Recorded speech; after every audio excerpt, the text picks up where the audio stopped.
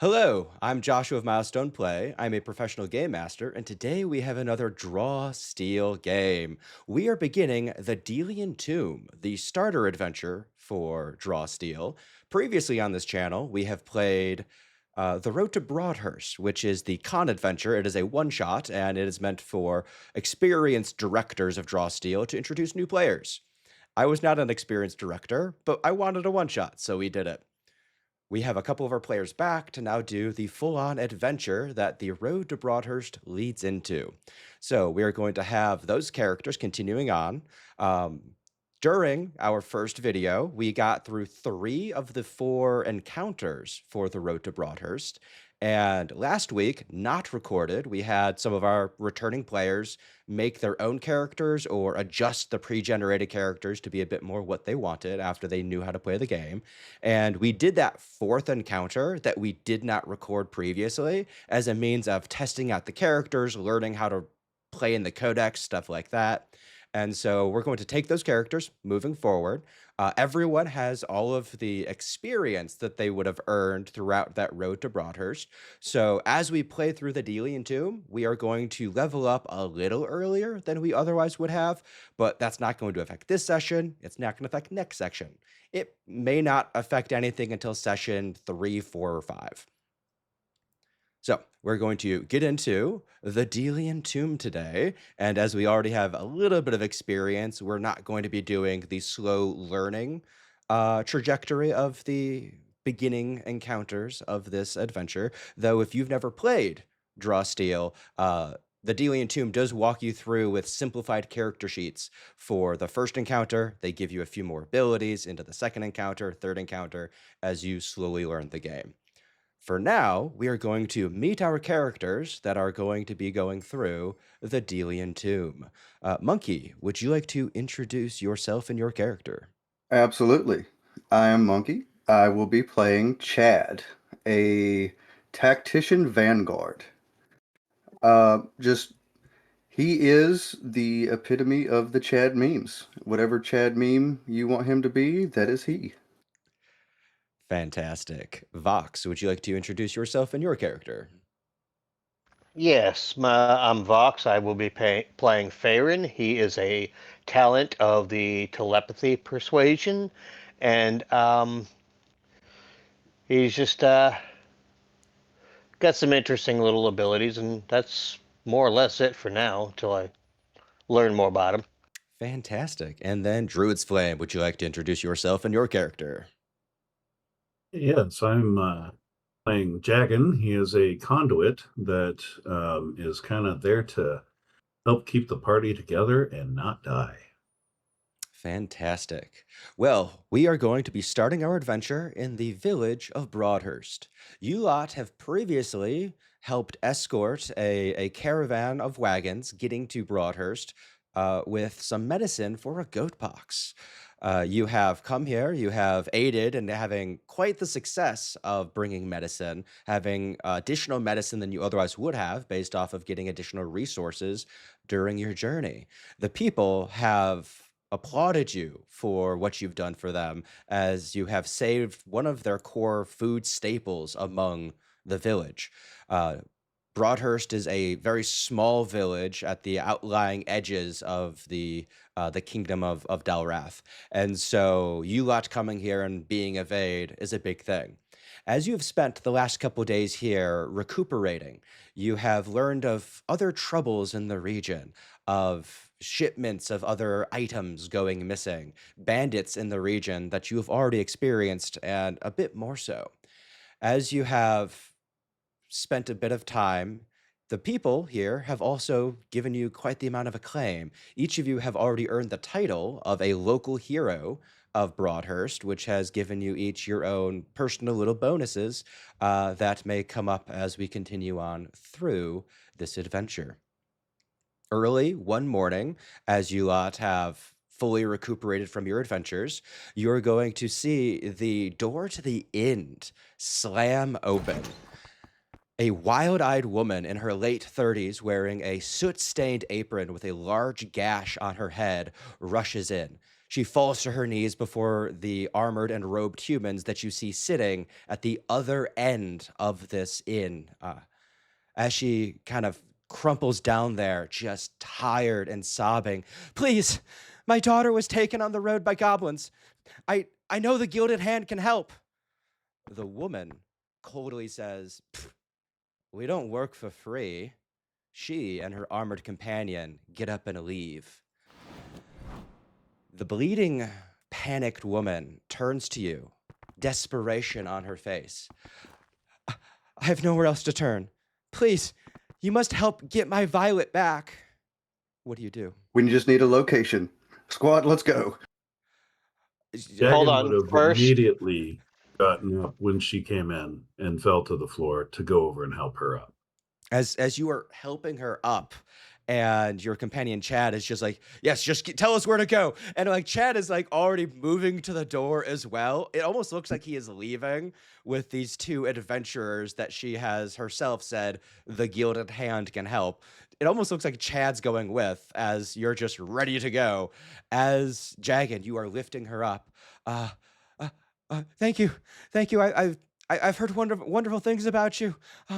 I just please. As Chad said, where do we need to go? Uh, uh, Violet and I were looking for merchants bringing iron to Broadhurst. Uh, the delivery was late, and we thought that they might have gotten lost. It happens sometimes. We were passing by an old tomb a couple hours outside of Broadhurst. It's off on the Silverwood. Uh, it's some old place from long before my mother's time.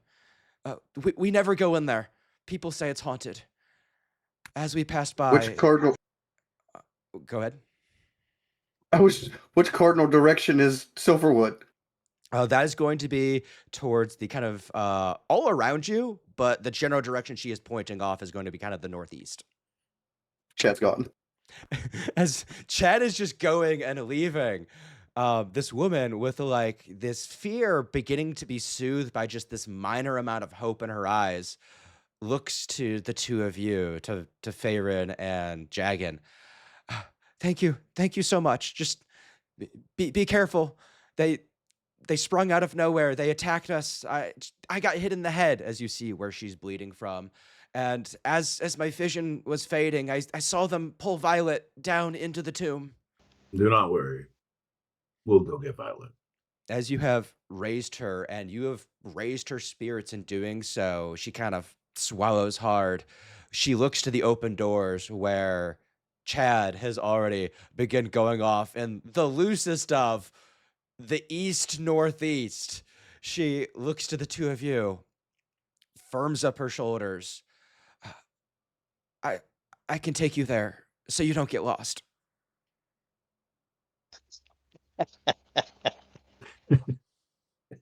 first, I would like to, from the bartender, get like a damp cloth rag or something we can have to kind of treat her head injury and all that. Certainly. I mean, she did come in here in a state, and somebody just left. So you go, you get the damp rag, you begin to like wipe down the side of her face, get a bit more gentle as you go around the edges of the gash and kind of like make sure that there's not a lot of dirt and stuff in there. That way it's less likely to get infected. You clean her up just a little bit. And as your hand comes down from the side of her face, she grabs it and holds it close. Thank you for your kindness. When this is over, I'll whatever you need. I'm the blacksmith here. If you need any weapons or armor mended, fixed, new, uh, whatever I can do for you. Well, thank you, but let's first focus on getting your daughter saved. With that, she lets go of your hand and begins to move out into the village of Broadhurst, moves around the Featherbed Inn, and looks off to see where Chad is going at like a 30-degree angle off from where exactly he needs to be going. Sir, sir, we're going this way. Jagan will use his overly large lungs to bellow to Chad, "Wrong way, jerk." You, you just see Chad doesn't look back. He just course corrects. As you course correct and slowly the party gathers together, you lot begin to head out from Broadhurst in search of the haunted tomb where Violet has been taken. First thing that our first inciting incident, of course, is something that would actually trigger Chad, being the sole survivor of something. He can't allow that to happen again. I mean, yeah, you're there and you're like just stepping into the hero role. As you begin to walk out, this is after, there's gonna be about an hour of travel as you are moving off down the road, getting an easier route to the section of the Silverwood that you need to be in. And so uh I was wrong. The Silverwood, north of Broadhurst. Guys, I'm already screwing up. And viewers, you don't need to be perfect when you run a game. Um, but Ashley is going to lead you down the road and then down a small, overgrown footpath as you lot are traveling. While you are traveling, is there anything you wish to discuss among yourselves, or discuss with Ashley, the blacksmith of Broadhurst? I would, I would ask, what? I know you. Well, you said your vision was blurry and you didn't catch a lot, but what exactly dragged your child into this tomb? Do you can you give us any sort of visual description? Um, they were goblins. They were small, about the size of a large toddler, green skin, yellow eyes. They Any specific, like, did any of them look like they may have carried magical instruments? Maybe one of them was a caster, a few different archers, any of that stuff. um, some of them did have bows. Some of them had spears. Others had large cleavers, brutish weapons. Uh, I don't know how many there are. They sprung out of nowhere, and then after they thought I was dead, they took my girl, and I don't know why, but I didn't see any shamans or individuals that looked like they had magic wands or orbs or anything, but they may be deeper in the tomb if there are any. Okay. Um, would it be possible for me to make a monsters lore check? I don't want to make any player assumptions with this, how goblins work in this game. Cool, cool. Yeah. And with that, we can always feel free and make player assumptions. They could be correct, they could be wrong. But this is wonderful, wanting to try and get a better sense of how this game works. So you want to make a monsters test, and I think this makes sense for it to be reason. So I'm going to go ahead and request a monster reason test from you. Ooh, okay, that is a tier 1 success. As a medium test, that is a failure. As you have adventured, you are aware that goblins, despite being commonly nefarious and a bit more powered by the chaos of the world, they are capable of many things. And just because um one goblin is capable of magic, many of them are not. And just because one goblin may be capable of nefarious magic, there may be others that are blessed by the different saints of the more goodly folk pantheons. So anything is possible in this world of magic and mystery. As a very long way of saying that was a failure of a tier 1 result. Okay, goblins, let's go fight them. Sorry about that. You know, uh, all right. Well, that's about all I've got. Anybody else want to ask some questions? No, not for me anyway. I think I'm ready to get down this road and find what we got to find. Um, Okay.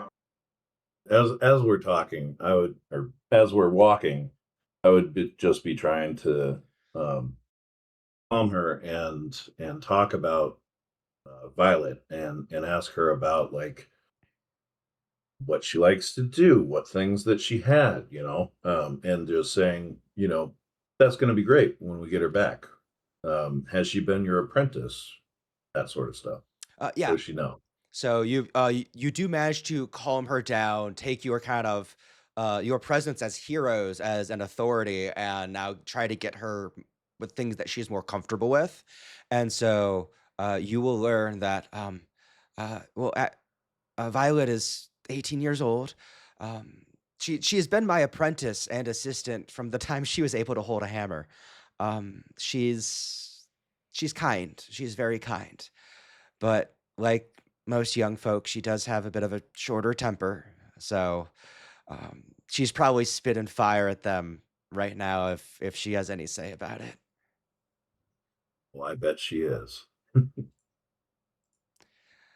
As you lot talk, getting a bit further off of this kind of side trail and then going into where it's a bit more overgrown. You can see some sections where like there used to probably be an ancient road here that has just long since been overgrown. You slow up a little bit as you arrive. She kind of makes sure that we go a bit slower. That way, you guys don't immediately give away your positions in case there's anyone on lookout. You see up ahead a mossy stone doorway that opens to stairs leading down into the earth. This tomb is literally just like a single vessel mausoleum that seems to immediately go down deeper into the ground. You see that there are deep carved letters at the top of the doorway that announce the name Delius. As Ashley points to the door, she whispers, uh, "That's that's where they took her in." Okay, wonderful. We'll get her. I do have one final question before we move in. Is there, is this, is there any, is this tomb known for any other occupants other than the goblins? Is there stories, you know, ghosts, spirits, Uh, anything else that may have moved in, bandits in the past? I've never heard of bandits being here, but I know that there's plenty of stories of it being haunted about people going in and hearing things, seeing lights from around corners. We don't go in. No one in Broadhurst goes into this place for fear of what those first signs mean. Um, Sometimes when a new child is born, I think Violet tried to oppose us once, but she came back and had nightmares for a week. Okay. And who is Delius? She is uncertain as she kind of shrugs her shoulders. However, as you ask, if you wish, we can go ahead. We can make another roll, and this is going to be from any of you, and this is going to be possibly a history. If any of you have the history skill, you may know a bit more about this. So any of you may take a history. Oh, we're going to cancel that. It's not a history might roll. This is going to be a history, once again, reason. So, history, reason, all three of you. And anyone that wants to take this, you can take it. I was gonna say if since it's a tomb and it would be maybe a religion intuition roll, I would roll. I'll give it to you. Yeah, if you want a religion intuition roll, we have already had one take that initial roll, getting an 11. An 11 is going to be a tier one, getting nothing. But yeah, we can totally get you a. Where is that?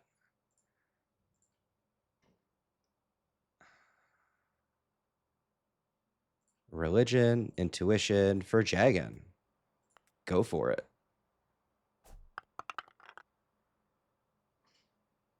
And that is another 11. So it turns out you lot are not from around here. You lot have journeyed here trying to be of aid, but you're not keen on the local history. This is a small backwater village, and the surroundings are completely foreign to you.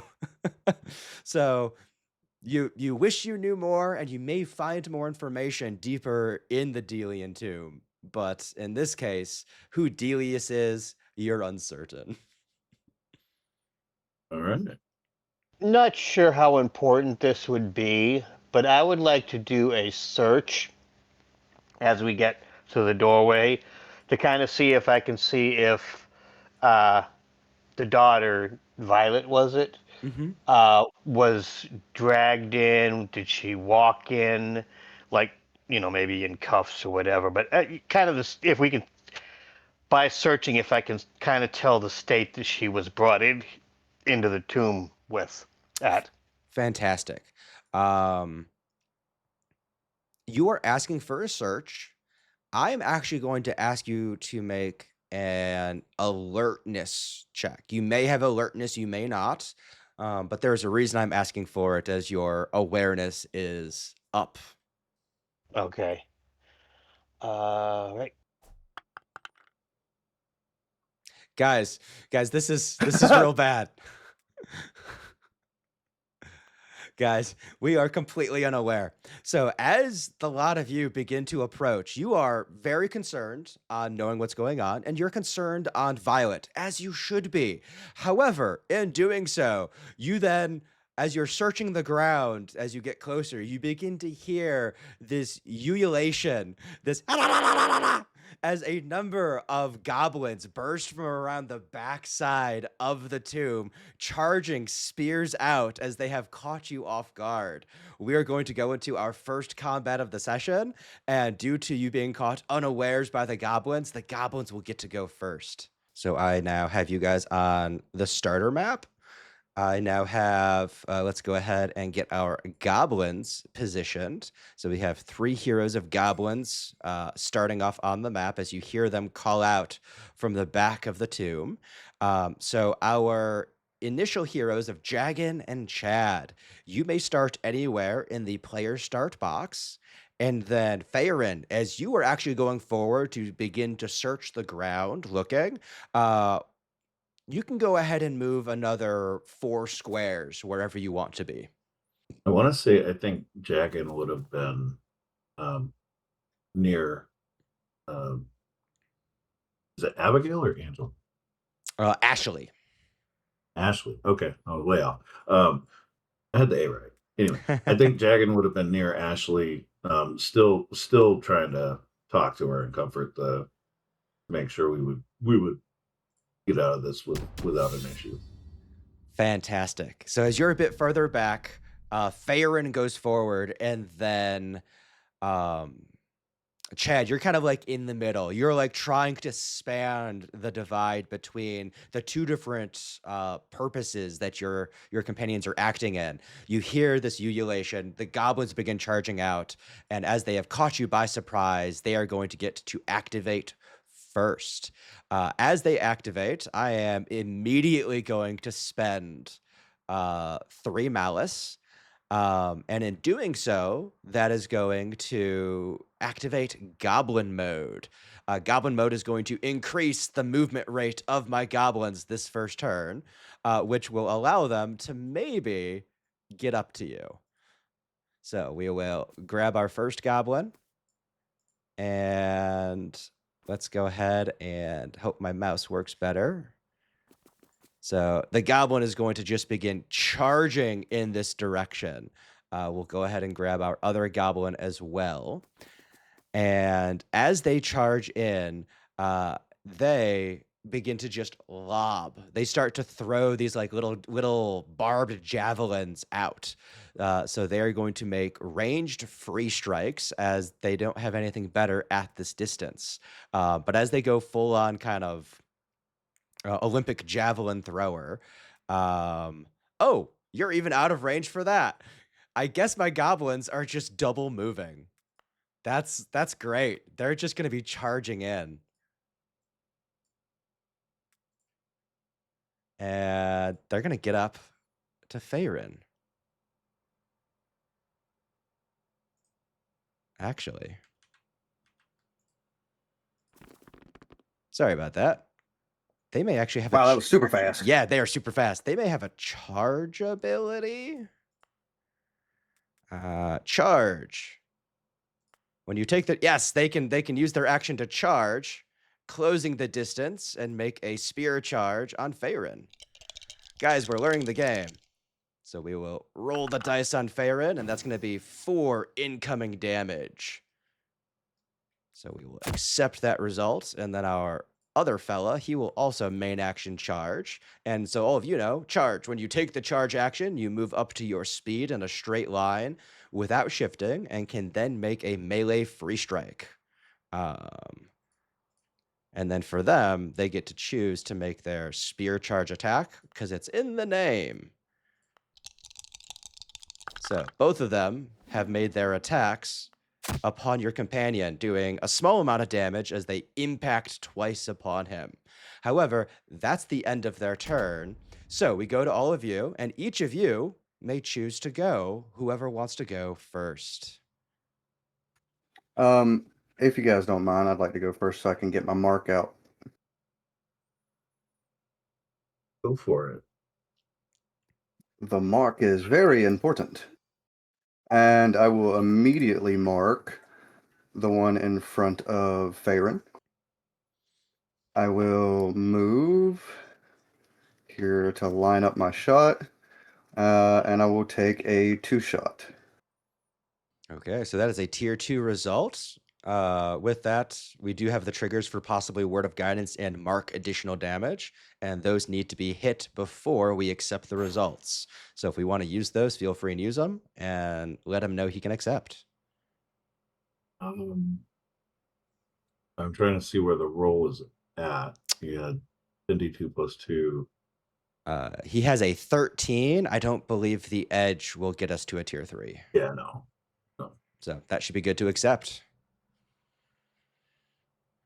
Oh, he was going to give me edge. I already have edge, so that would be double edge, No. correct? No? Okay. Ooh. Oh, would it? I don't think it would. Yeah, I already would. had edge from the mark. So that would be a double edge, and that would you had Or a was that for next 13. time? It up. Yeah. Yeah. Oh well. That will. Okay, that's that. I've got 3 movement left. Can I break my movement up like that? Totally. Cool. Then I'm going to move directly in front here. And that is it.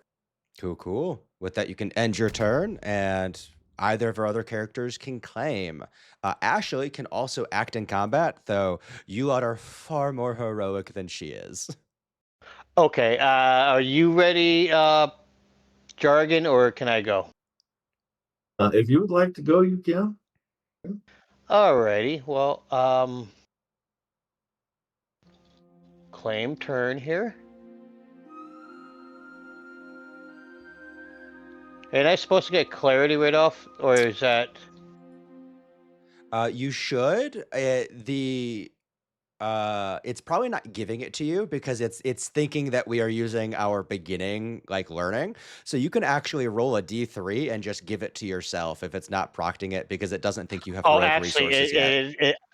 That's what I did have a prompt up. I just didn't realize what the prompt was. Oh, yay, 1. Right, what you're is good. that? Okay, I will use kinetic. Okay, so that is a burst, so that'll be hitting all enemies within 1 of you.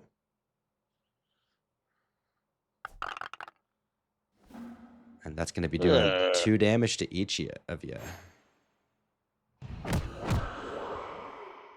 That was enough to take out the dude that was marked, which means Chad. That's good. Awesome. Anything else, Faerun, for your turn?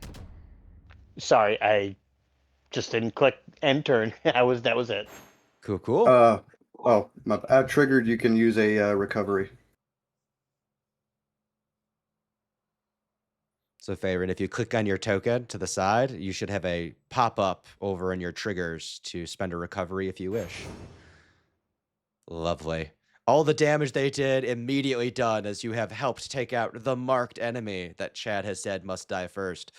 Chad, is there any description on that enemy going down and then you switching your mark? Chad's just gonna elbow Faerun. Good job, and then point to the other goblin. We're gonna do this one next. Cool, cool. Jagan, you want to go? Yeah. Um, I don't think I need to pray for this one.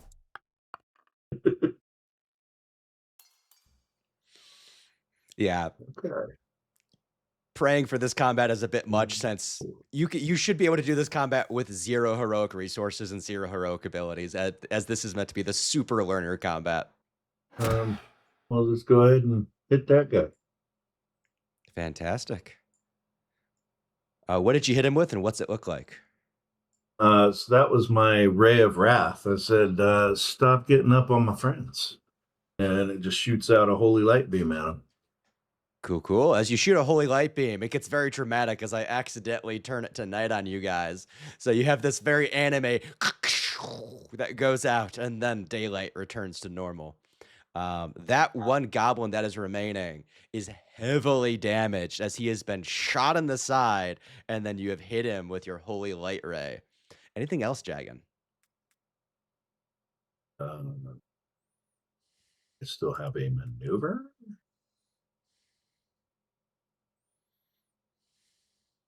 Nobody is damaged, correct? Well, we're Nobody's good. damaged. The only damage that happened Yeah. has already been helped. Okay. Well, with that, we only have Ashley remaining. And as Ashley is going to take her turn, she doesn't have much. There's no real enemies for her to go after. She doesn't have attacks for her main action. She just has the ability to heal if one of you happens to be too hurt. You seem fine. So she is going to move up just a little bit to hide behind a tree. But she is moving up I that think way. If something does happen, she can get you better to heal you. And she's going to take the defend action. The defend action is going to be giving I believe it's a bane on any attacks against her. So, I think as I moved up, I would have said to her, stay back, we'll handle these. and as you say that, she disregards what you say, as she is like, she's trying to like keep you between, but she is not prepared to just do nothing. She's not a fighter, but her daughter's on the line. If there's anything that comes up where she could possibly help, she is going to be available to help. So she is, moving up behind that tree. That is going to be the end of round one. However, at the end of round one, you begin to hear the warbles of more calls. You had heard more voices at the beginning of this combat than just those 2 that you saw. And now you see why. More of them, more goblins come charging out, coming up the steps to join the combat as we continue on to the next round. As they are coming up the steps, we will actually start off. Oh, I should have waited until round 2 in order to spawn them in. That way they wouldn't think they need to go. Okay, round 2. As they are just coming up the steps, we will start with the goblin that's already horribly damaged. He's right there. He's right in front of you, fighting for his life as you're seeing the others come up, which also gives you guys a chance to respond to them entering the battlefield. So our one remaining goblin up front is going to go ahead and he's going to use bury the point as he tries to stab at Chad and twist the point deeper in. And in doing so, we are actually going to use a bit of malice for brutal effectiveness. This is going to increase the potency of this bury the point for it to have a greater chance of happening.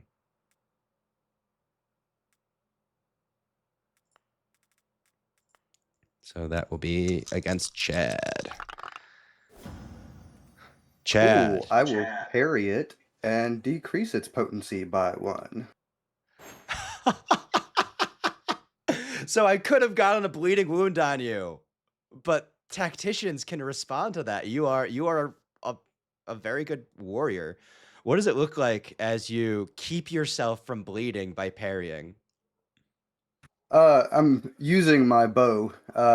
I just as he goes in with this spear, I just kind of I shift it from the gut into the more of the. He just scrapes this along the side, and I shift over here. Fantastic. And that's going to be the end of his turn. So any of you can now act. I would like to.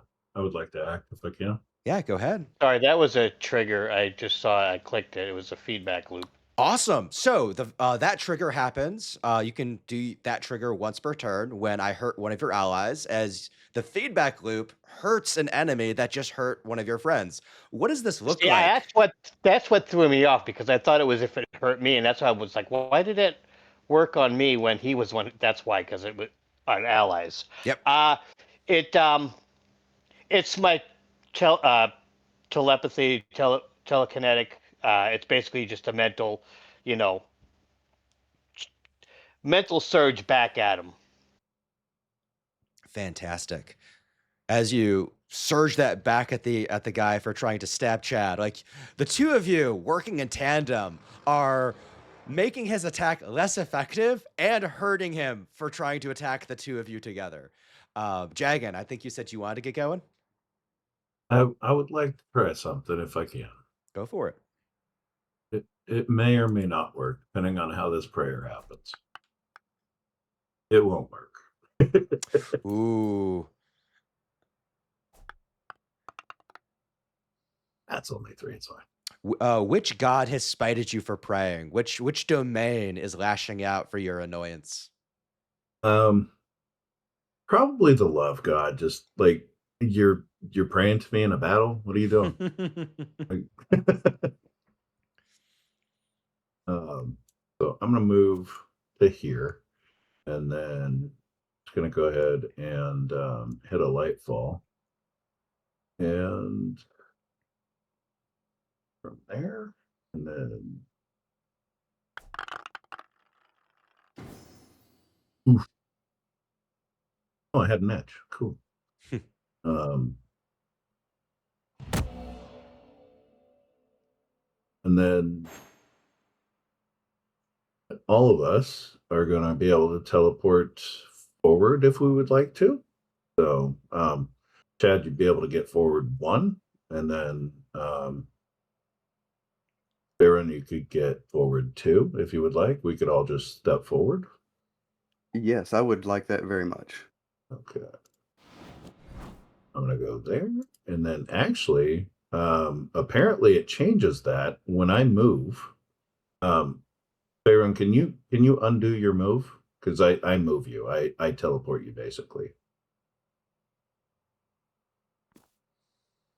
So now I can make both of you move 2 in front of me, so I could put Chad, I could put you there, Yes. and then I could put Pharaoh next to you. I have not seen that before. I don't know if that's intended, but I love it. It moved. It moved Yeah, it the is square when I cool. I moved. like that. Yeah. Yeah, no. That's a level 1 ability. I'm sure that is not programmed wrong. That's fantastic. I like it. And then I think for me, because I still have movement. I do still have movement. I'm just gonna move up right there. Um, and then I'll call that good for me. Cool, cool. With that, I can either use some goblin warriors or some assassins. We've already used the warriors, so let's go ahead and activate our assassins. One of the assassins right in front of Chad is the one that you have marked, and he is going to be acting out against you, Chad. He is going to move up, and he is going to. Ooh, I don't want both of them. I want one of them because the other one is going to come into the front. And as these assassins rush up on you, they are going to try to just wreak havoc, taking you out. They've seen you leading the charge, and assassins go after those that cause the most disturbance. They are also both going to use their 8 attacks, maneuvers upon you, as they're going to do a ton of damage to you. So the first attack against you is coming in for a tier 3 result for 9 damage, Chad. Ooh. And then that one will also maneuver 8 attack on you. And the first one, as you're distracted, will stab you as well. And that's coming in for a tier 2 result for another 8 damage. So as you surge forward, you get within distance, and these assassins just begin to tear Chad apart, winning you in the process. That is their entire turn. We have Faerun and Chad available to go. Okay. I'm in a good position, but if you got something real good, go ahead. If not, I got n- something. yeah, no. If you can hit the one that I marked before I go, that will give me enough focus to be able to do a strike now on my turn. The marked will be the one to the south. Oh, it'll be, yeah, Kinetic Pulse, just hit them both.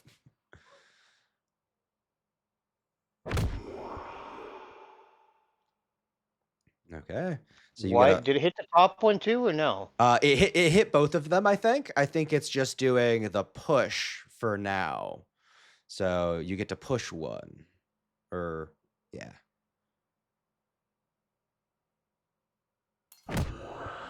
Cool. And then we hit the second one.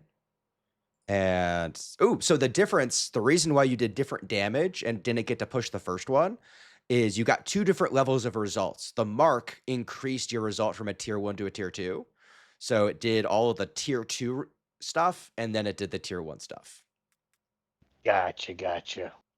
Cool. Well, that is your main action as you do your Kinetic Pulse, blasting the marked one back. Anything else, Theron? Hold on. And as a reminder, if you're going to move, there are attacks of opportunity. Instead of just moving your token, you can click on the move button, which would allow you to deliberately disengage. Or if we have perfect clarity on the board, as we have strained ourselves to give Jagan Which, perfect clarity. yep. Well, because he's got the next turn. That's why I figured he'd be the one to do it on. And that should be it for me. Cool. Well, with that, I have some Goblin Warriors, and both those Goblin Warriors are just going to move up into position, and they're going to split their attacks as they are going to be doing their spear charges on Faerun and Jagan. We will attack Faerun first with our spear charge. So that is a tier 1 result due to you kind of phasing out of existence. And then the spear charge on Jagan. That's going to be a tier 3 result for 5 damage. And what does it look like as I get hit back? When you hit me, the God of War has an aura around me and just kind of slaps you back. Fantastic. So that is going to be both of their and then they're both going to try to knock you lot back. I'm doing this for the rolling of it to show, hey, this is how this works. Ooh, he actually does manage to knock you back. By 1. By 1. Yeah, by a single 1. And then we will also knock back Faerun. And we will knock you back into Chad. As you both take 1 point of damage as he gets the spear and shoves you up into Chad, knocking you into the heavily armored tactician. And that's going to be the end of their turn. So we go on to Chad having a turn, and then if necessary, Ashley may come up to aid. But at this point, there is a goblin between Ashley and you lot, so she'll probably stay back. All Oh right. shoot! I'm going to I thought it was jargon next. My mistake. disengage too.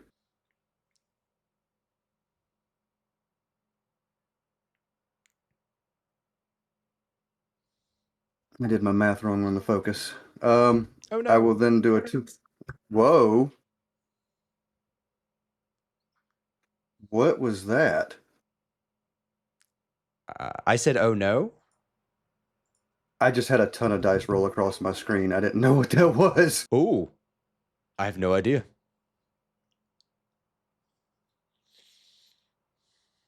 Okay, another 2 shots on the assassins.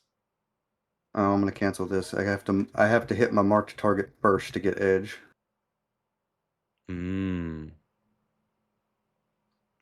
It probably would do it anyways, but it's always good to, in case it doesn't.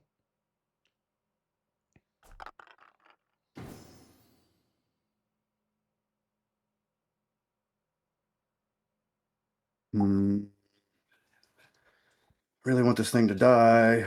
Okay.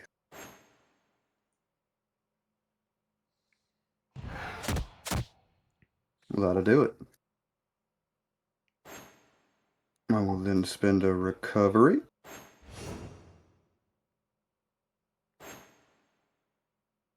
And then I will remark that assassin.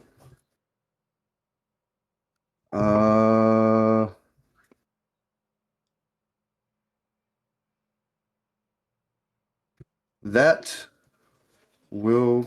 You know what? Actually, no, I don't want... I'm going to move up here. Move back into place. Give Faerun a little bit of support here on the side. And that'll do it. Cool. I just want to hear the story of that turn. You disengaged away, 2-shot, took out your mark, and then put the mark on the one you already hit with the 2-shot. You winded it in the process and then moved back in. What's going on, Chad? Yeah. So since these assassins are up in Chad's face, it's real difficult to get these arrows knocked and put out. So he slides off to the right and just real quick, rapid succession, poof, poof, 2 shots into these assassins, and then I mark this other one coming back in front of him. You're next, buddy. Okay. So you're doing the Chad slide. You slide to the right. 2-shot this time. Hey, you now drop. Hey, now that one go drop. Okay. Sorry about that. We're up to Ashley. Check, please. Yeah, sorry about that. Everyone just turned off the video. We will claim the turn for Ashley. She has nothing really going on. Just in case, we'll have her defend. And that'll be the end of her turn. With that, we're at the beginning of round 3. Most draw steel combats should be about 3 to 4 rounds. And so we'll see if we can finish off. However, before we do that, we have a goblin assassin. Our goblin assassin is going to activate. At the beginning of their turn, we will activate a 5 malice ability that goblins have called Tiny Stabs. And every goblin will get to target a creature around it for a free strike to just stab you as they're really fast. And because I stabbed Chad, I got feedback. I can hit nobody without taking damage. This is great. I love this. Anyways, it is the assassin's turn. He is going to slink all the way around up over here. That way he can get flanking. And he is going to do his... He's going to do his sword stab. So we will sword stab Faerun. And that is a tier 2 result, but there's the possibility of parrying. There is no potency on this one, correct? There is no potency. This is just incoming 6 damage. So instead it'll be 3 damage as you are moving to parry. So you moved in so Faerun wouldn't be by himself. The assassin looped all the way around you to stab at Faerun, and you trip him on the way around, getting a half-aimed shot. With that, hating Chad for what you've done, he's gonna go ahead and do an 8 attack on Chad, as he like tries to speak sketch to the other warriors. He's just like, "Yeah, wrong one. Attack the wrong one. Take that one out instead." And that'll be his turn. Hmm. Any of you Yeah, can go. let I me think grab this turn here. I I've think got yeah, enough for the actually, now. I should take this one just because I have the clarity. But if you want to do it, you can. Well, okay, so what does the clarity do? But it gives me an edge on this turn Um, for an attack that I would do. But okay, so when I take my turn, you're going to take an attack anyway. I was going to do the strike now for everybody. yeah, okay. I guess I'm sort of in position, but I can hit all 3 of them with an attack. So Perfect. not with a now though. Yeah, so Oh, what's being said, the strike now, that's just going to give a free strike, I believe, where Jagan wants to use a 2 aura around him burst with an edge to hit everybody with it. So, Double edge, I think. ooh, a double edge on the marked one, definitely. Yeah. okay. Yeah, go first then. Okay. Awesome conversation.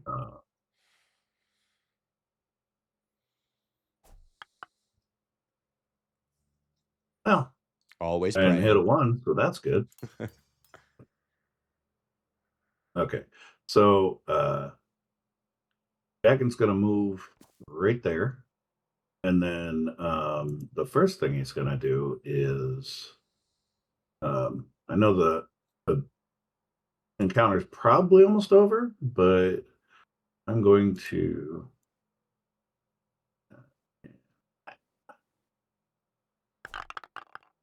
give us some faith of armor. 17 temp. Oh, I guess I should have done the attack first. I didn't know it was gonna do. I didn't realize it was gonna do it on there. Can I change my order if I Yeah, hit yeah, Control V? yeah. You should be able to Okay. control Z out of that. It might take a couple hits, but you should be able to.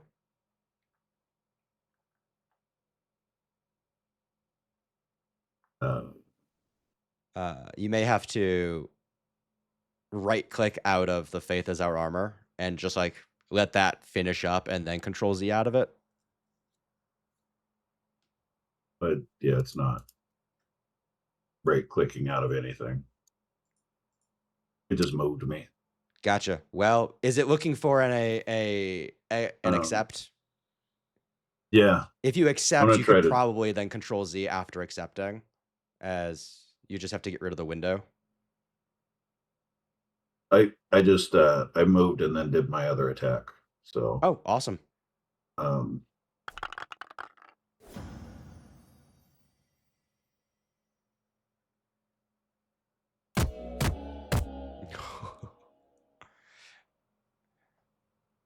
and then does anybody want to move? Yes. I'm in kind of a little bit of a. Well, actually, was that 17 temp or 7 or what was that? You won't get that yeah. until I do a thing. So So none um, yet. Okay. yeah, I'm gonna move here. So right now it has who's being targeted. Chad, you can move wherever you would like. Do you want to move there Yeah. or up here? Ooh, yes. Put me flanking behind that goblin warrior. Okay. Well, you're flanking, but I can also move Farron. So do you want to stay where you're at, Farron, or move? Until I get temp, in kind of a fairly weak state, I so mean, it'd I be can better if even I get put you moved over out. here. I can put you Yeah, as far as there. But I can yeah, also move into that place, Chad, so you'll still be flanking. yeah, that's probably But good. yeah. Okay. And then because I have movement, I will move right there. That way you can be flanking, even though I'm being flanked, but that's okay.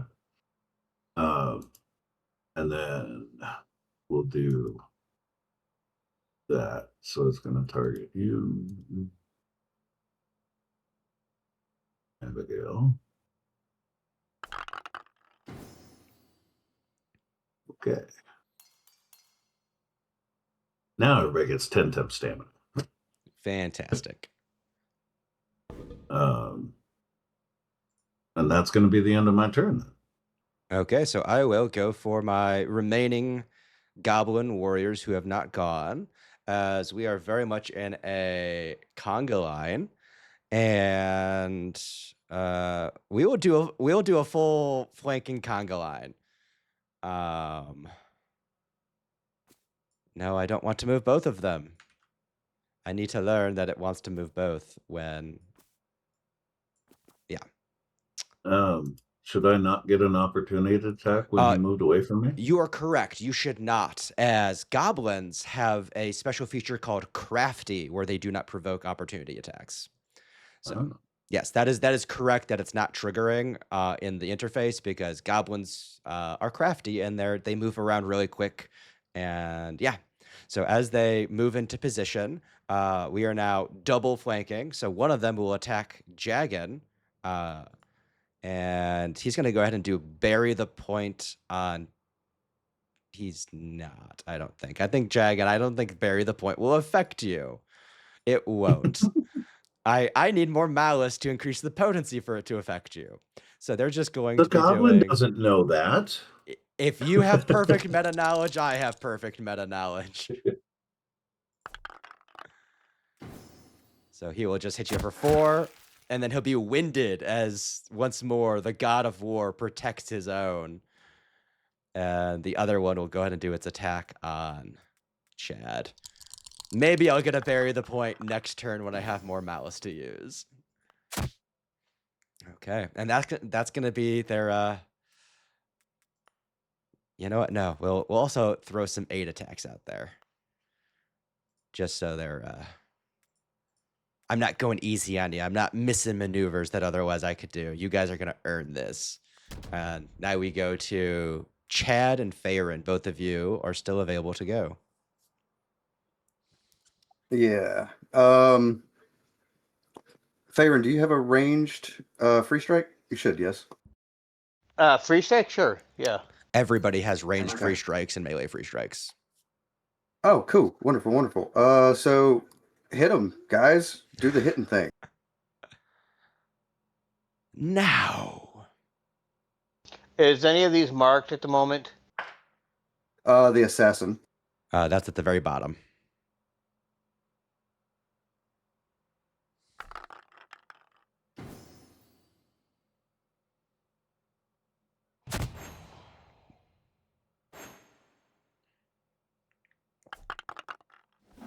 I love the getting the mark reset before Jagan's attack. I love it. I'm quick with it. Okay, so as the now goes out, that's just your maneuver. You still get your own main action. I do. And I really don't like this guy hitting Jagan in front of me, even though I know I marked that other one. So I'm gonna drop my bow, draw my sword, and I'm gonna hit this guy with a protective attack. Mm.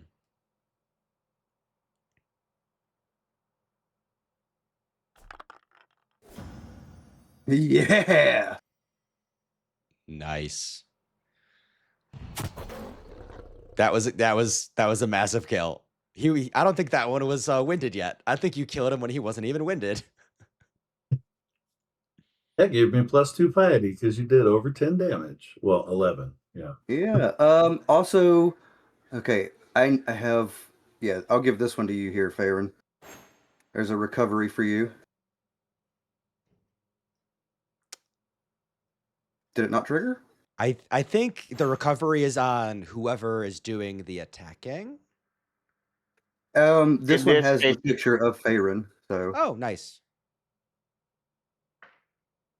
I don't know why it's not letting it go. Okay.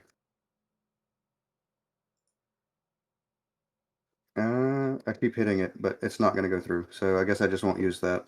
If you want to just spend the focus, and then Farron can just click the recovery button. Okay. How do I just spend it here? Is there a way to? Yeah, if you click on your token and get your character pop up to the right, you'll see where your focus is down in your heroic resources. Uh-huh. And you can just change that number. Oh. I thought that was all auto. Okay. It is all auto, but anything in the Codex that is auto, you can also just click on and go, no, we're going to do this instead. You could give yourself 20 focus right now and just do that. Don't do it. I'm not giving you Wonderful. permission, but you could. All right, And- Farron, you can go ahead and spend a recovery. Alrighty, thank you. And we have one individual left besides Ashley, which is Farron. Farron, you may claim your turn, and we will see if you can take out the last goblin warrior. God, all these nothing burger rolls.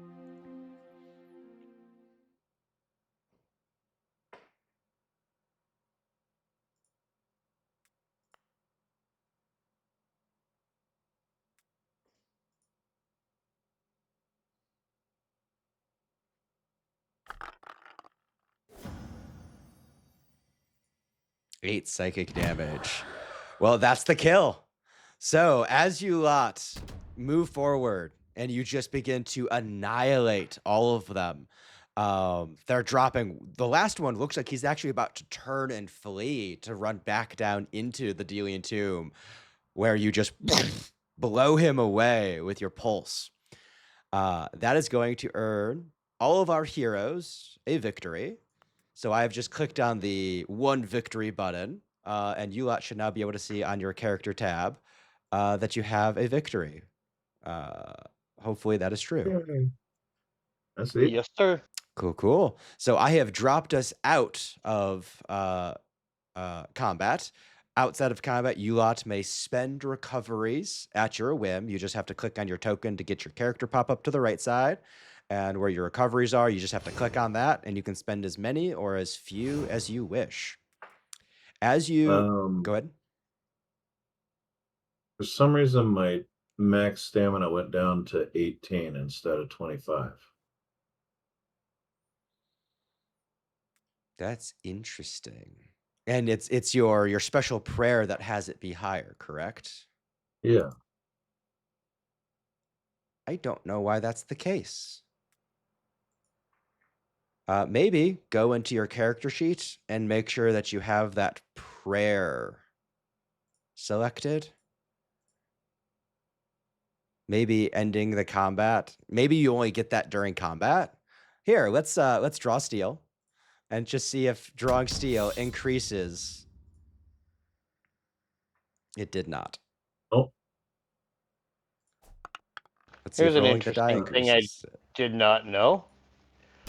With the, I don't know how it got to me unless it just automatically transferred from jargon to me. But with the perfect clarity, the triggered actions are disabled. Did not know that happened. Interesting. Well, we can remove the perfect clarity in your ors and conditions. You can just go where it says can't use triggered actions, and there's a little red box that'll pop up if you hover over it, and you can just get rid of it. Yep, just did. Cool, cool. Yeah, I just didn't know would that that be- actually was something that happens. I mean, Yeah, that would be why I could not give you the recovery. If you had perfect clarity, that might have been it. Yeah.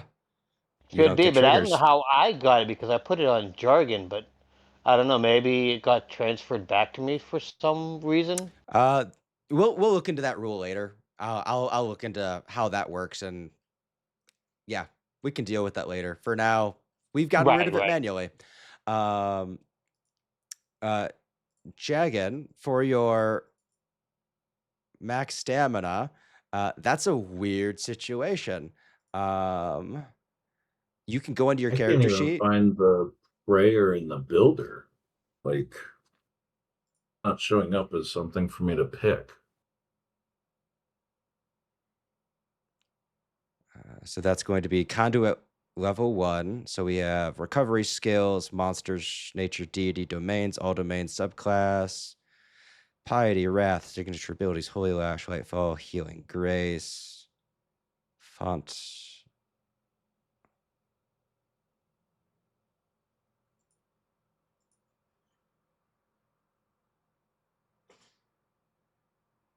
Yeah, it looks like my prayer and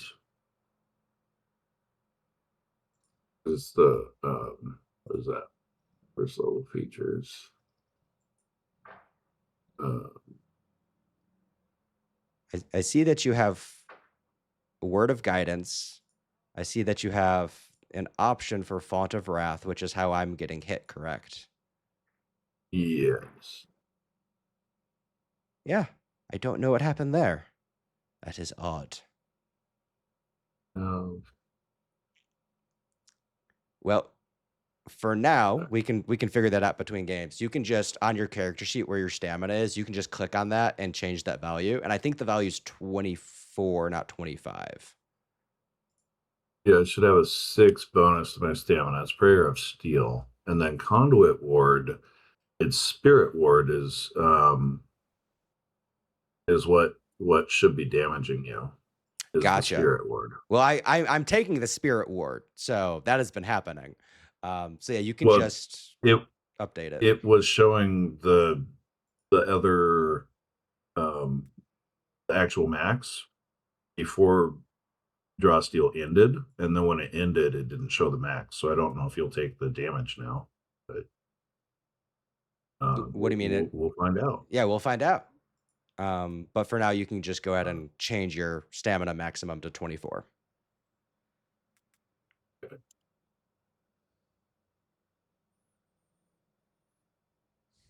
Okay. As you are doing that, after you get that set to 24, you can then spend recoveries as Mm. well. 24, not 42. Well, I put 24 in and it put it to 42, so I'll put 6 in. Oh, because you were putting in a modifier, not an overwrite. There we Yeah, go. yeah. Guys, we're learning. So, And as then my recoveries is down to 6. It should be it should be 8. yeah. Well, so if I go to my character sheet, it looks correct, and then when I go to I'm gonna just reload and see what happens Yeah, because reload, that's weird. and that might be the thing that solves everything. While you are reloading, uh,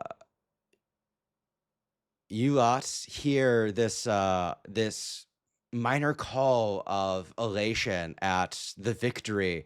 You see Ashley back behind you as she is heartened by this possibility that Violet can be saved. You have slain the goblins here. As she looks to you, I will go no further. I'm sorry if I was getting in the way here, but please go down there and please save her. Uh, yeah, go hide somewhere safe. If you don't want to go back to the village and you want to wait here, hide somewhere safe. Make sure you don't get caught, and we'll go in. Thank you. And she kind of backs up a little bit further away. Is there anything the lot of you wish to do before entering the Delian Tomb? Pick my bow back up. Easily um, done. The game assumes you do that. Ah, cool. I as I look down, or as I come up to this tomb, I open this door. I just want to thoroughly be alert and inspect what's maybe there's something coming back up here. Yeah. We will go ahead and do another alertness. So we will request a roll. We will request from Chad. We will do intuition and alertness.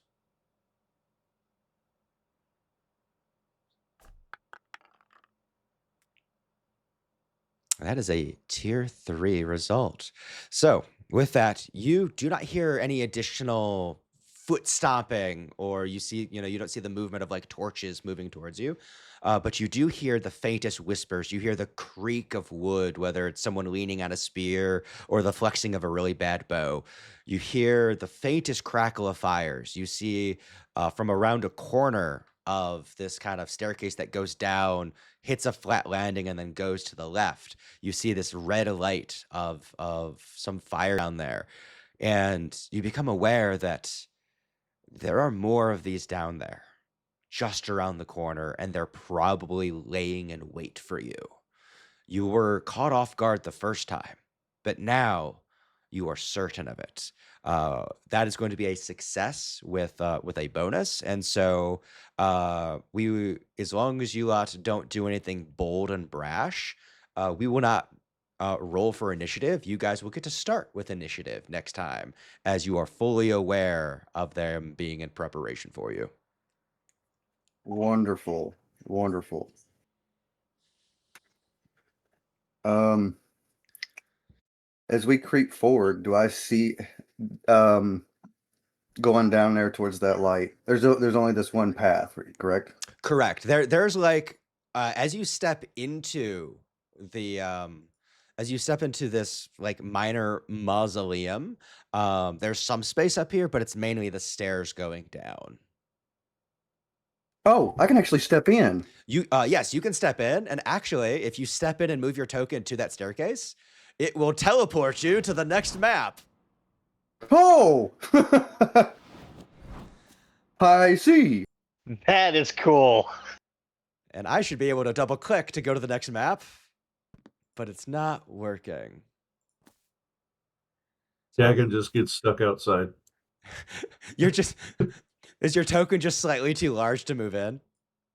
I think so. Your token is too push large him. to move in. That's fine. I will manually pull myself to the next map, as that is something that is not automatically happening for me either. And then once I'm there, I will pull you down as well. So here we go, entering the map. And then something else funky, you lot, if you click L on your keyboard, Whoa. you can pull out torches and light sources for yourself.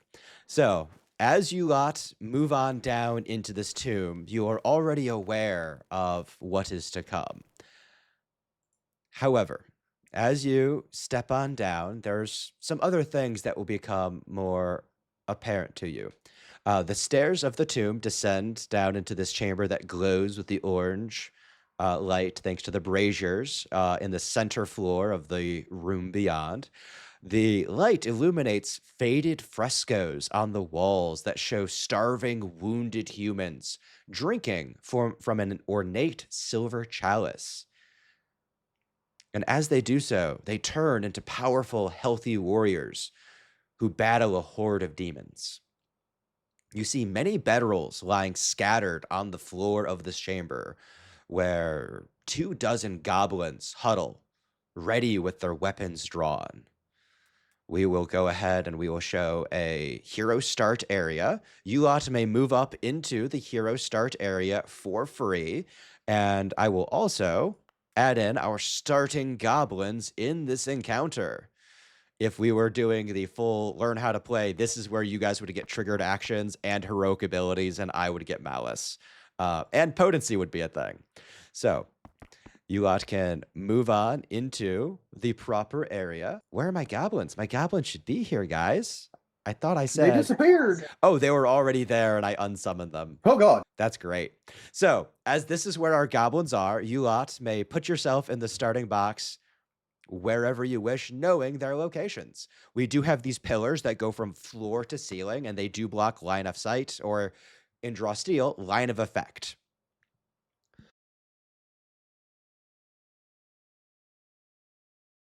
Is everyone where they wish to be? Well, that corner looks a lot less pleasant than it did when I first moved there. Yeah.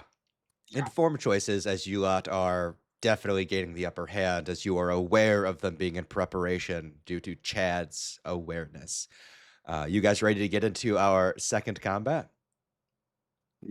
Yeah, and I agree. Shield wall, probably in this corner up here. I can't ping that. Why won't it ping? Oh, I'm holding alt.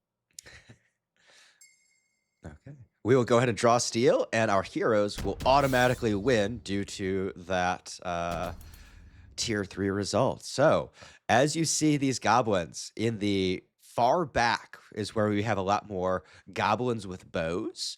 And then among them, they do have a goblin warrior acting as their squad captain. And then up to the uh, top left, there's going to be some spine cleavers, some heavier goblins with more ferocious attacks, and they have a goblin warrior as their captain as well, and you'll see the little crowns on them. So you lot may discuss tactics and determine who you want to go first. Real quick before we do that, once combat started, I got the trigger for mark. Can I mark outside of my turn? Oh, I don't know. That'll be in the description of Mark. That is a maneuver for you. So let's just take a moment since that's really awesome. Uh, Okay. It does say it does trigger the mark, but it does not let me click anyone. So I'm assuming it is not a. ah, Uh-oh, did I just mark myself? you just claimed you Oh, claimed the beginning of your turn, so you can control Z out of that. So you do not have the trigger on your character. You just have it up at the top of your screen, on your token, on your initiative order. Is that correct? uh, well, the trigger pop up on the bottom left hand of the screen popped up right here with the Interesting. trigger, main action, maneuver, move. Yeah, all of my mark stuff just came up. I don't know, but if it's not letting you do it, then maybe it's just like, hey, this is available. Don't forget to do it because you're a tactician. Yep. Or it may be doing that as like the example of like, hey guys, we just started combat. Everybody look at your triggers. These are a new thing you have because this is where you're supposed to be learning about that. Okay. So that might be All right, just part of guys. the learning. Yeah. Um, I don't think I should go first on this one. I think you guys should move first. Because as soon as I go, they're gonna get, they're gonna get to go there. So, maybe one of you guys go first. In I could try something, I think. Okay. All right. Yeah, I think it'd be kind of funny.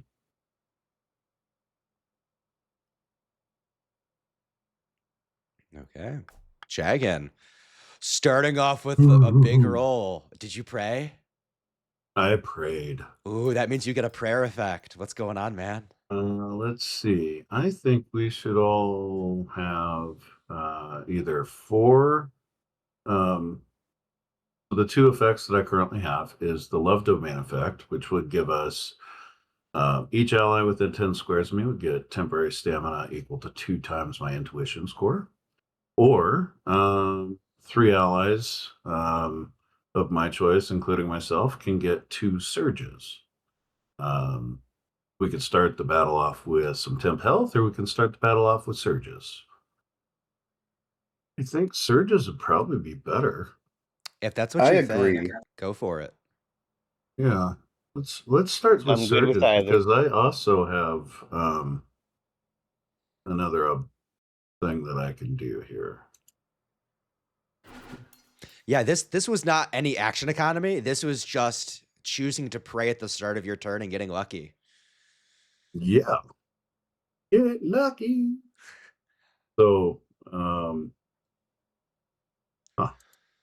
Okay.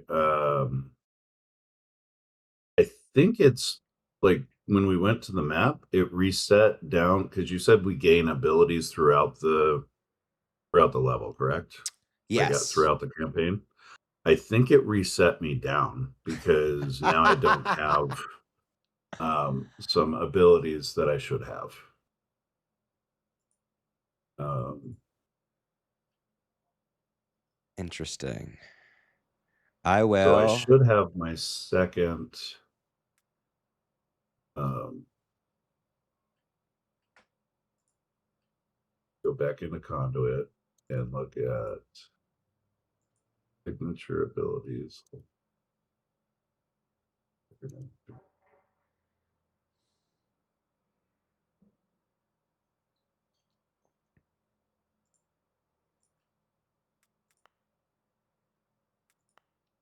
Yeah, it's not showing me that I would have my signature 5 piety.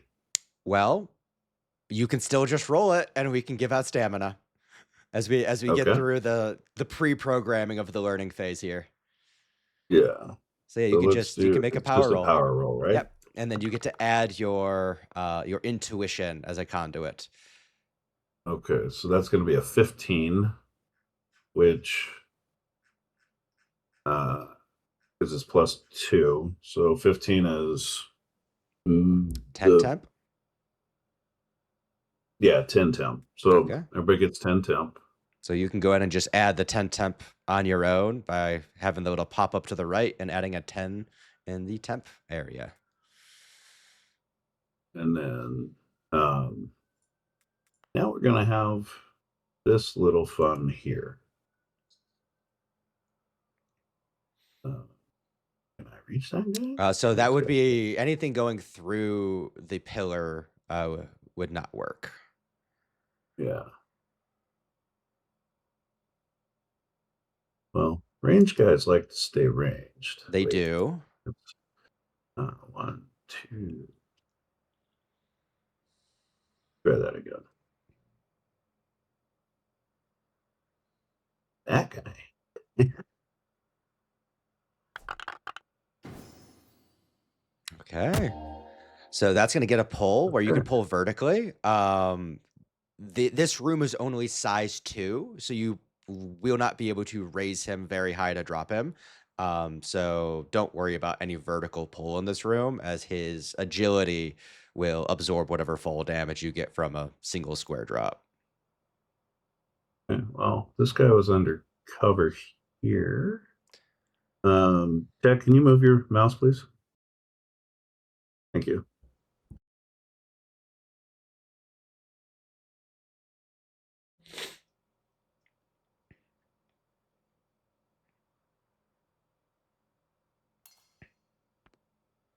Okay. And then we have a little red skull on him, as you have just killed 2 goblins by lashing one and pulling him into the other. Yeah. I don't like archers. Oh, I need to take my piety down by 5, so we'll be at 3 Yes. now. Good job, as we are getting around the learning phase of the Codex of the Delian And Tomb. that would have been my maneuver, so my maneuver is gone as well, and that will be my turn. Cool. Awesome. From there, let's do our archers. Let's have them move and shoot in at you before others might get in the way. So we will go ahead and we only want to move one at a time. So this one is going to move forward. He is going to make his bow shot, and we will do that at Faerun.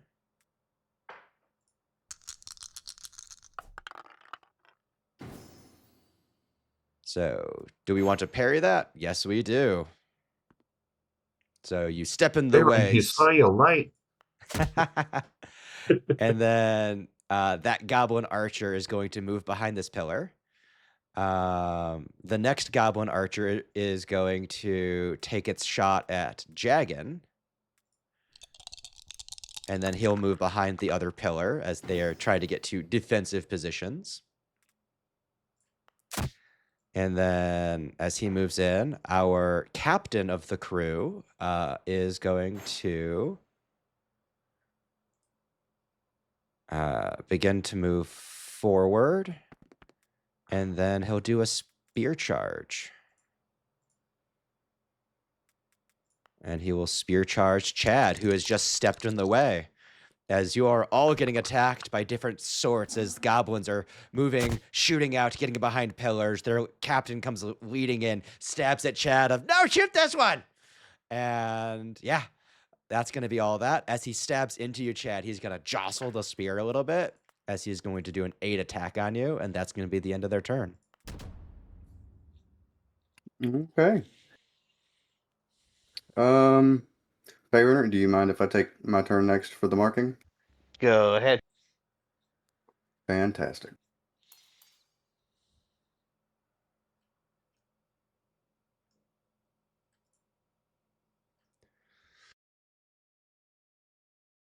All right. I'm going to go ahead and hit this guy in front of me with a protective strike. I'm going sword and board. Yeah. Okay.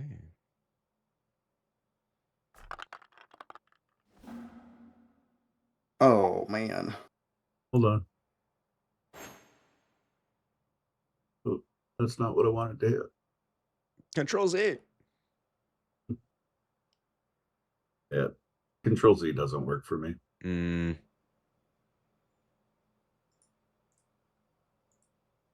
Yeah, that's fine. Go ahead. Hit it. As you also dumped in 2 of your surges, I see. Absolutely. Yeah, that that goblin warrior charging and stabbing you, jostling to get the 8 attack as he's just like trying to like pry in like someone with like no can opener trying to open up a can of beans. He is down to slivers of hit points. You know, I'll just tell you, he's at 1. He is at a single hit point. He has barely survived as he has gotten his spear stuck in your armor. How do you retributively take him down? Oh yeah, this is definitely one of those. He charges in, he gets that thing stuck, and it's one of those. I'm hitting this guy with the. Honestly, it's just coming down straight into the shoulder, giving him a big old slash right through the shoulder. Fantastic. The rest of your turn. Oh right, I still have things. But I'm not gonna do anything. So that's the rest of my turn. Awesome. Well, I got one other group. That's going to be my spine cleavers with their captain.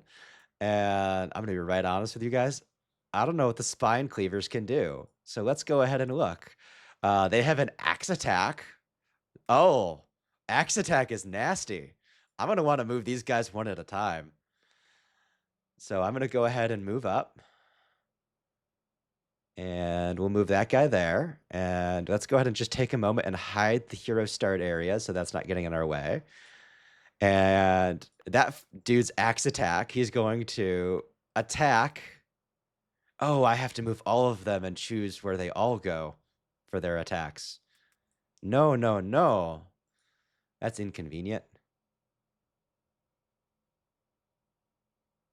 Well, we will move him there.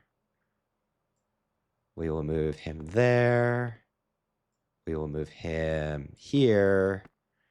And then our warrior will move around. And can he do a spear charge through an ally? I guess so. So we will spear charge Faerun. As they all swarm in, that's a minor hit on Faerun, and then he will use the remainder of his regular movement to get out of the way. And then we'll start our axe attack. So at the very top, This guy will attack Jagan. This guy will attack. Oh, I don't like that. Maybe I can split it up. We'll find out. We're going to learn.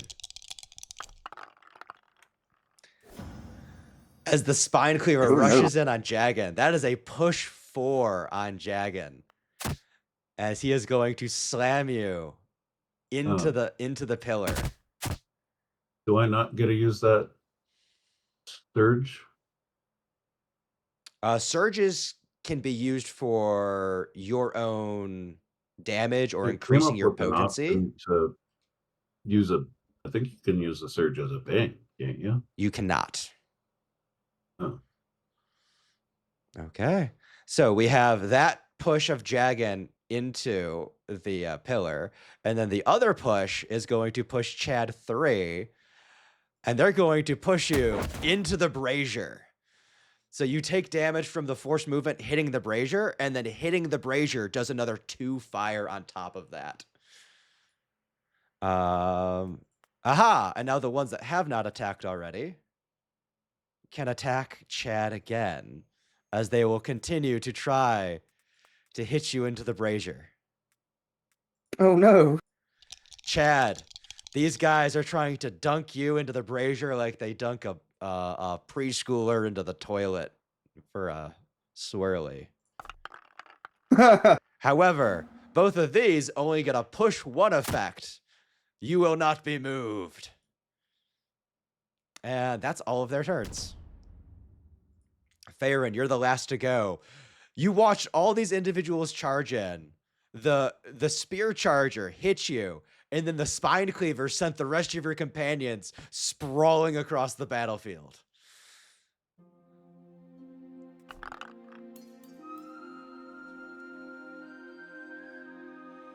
Okay, starting off with a chunk of clarity. And a kinetic pulse. And awesome. Where would you like to push that guy? Preferably somewhere within the yellow box.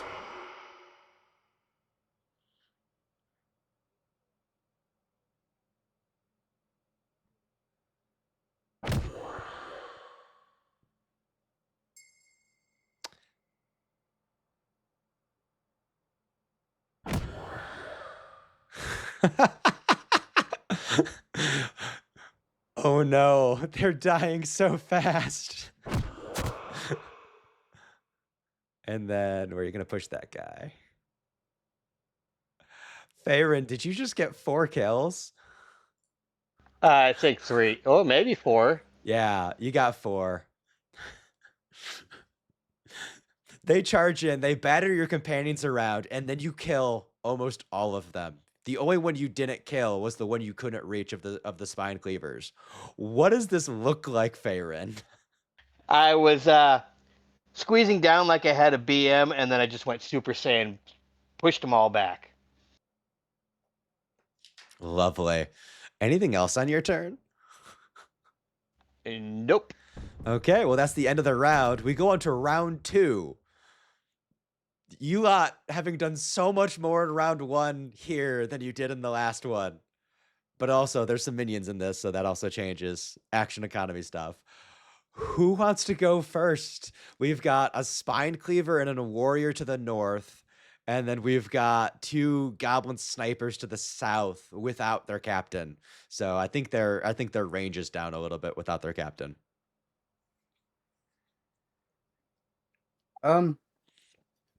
I'll take this turn if you guys don't mind. Go for it. That's fine.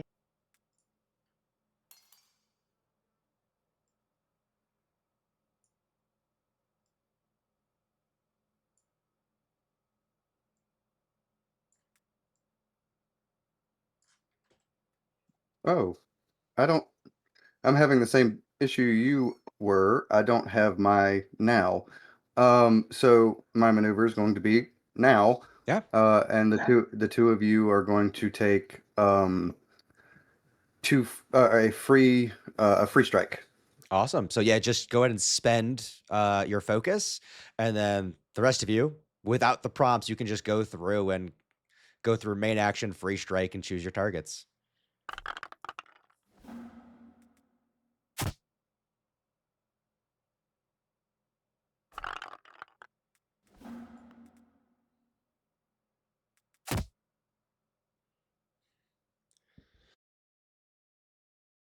Fantastic. That's going to kill one of our goblin snipers.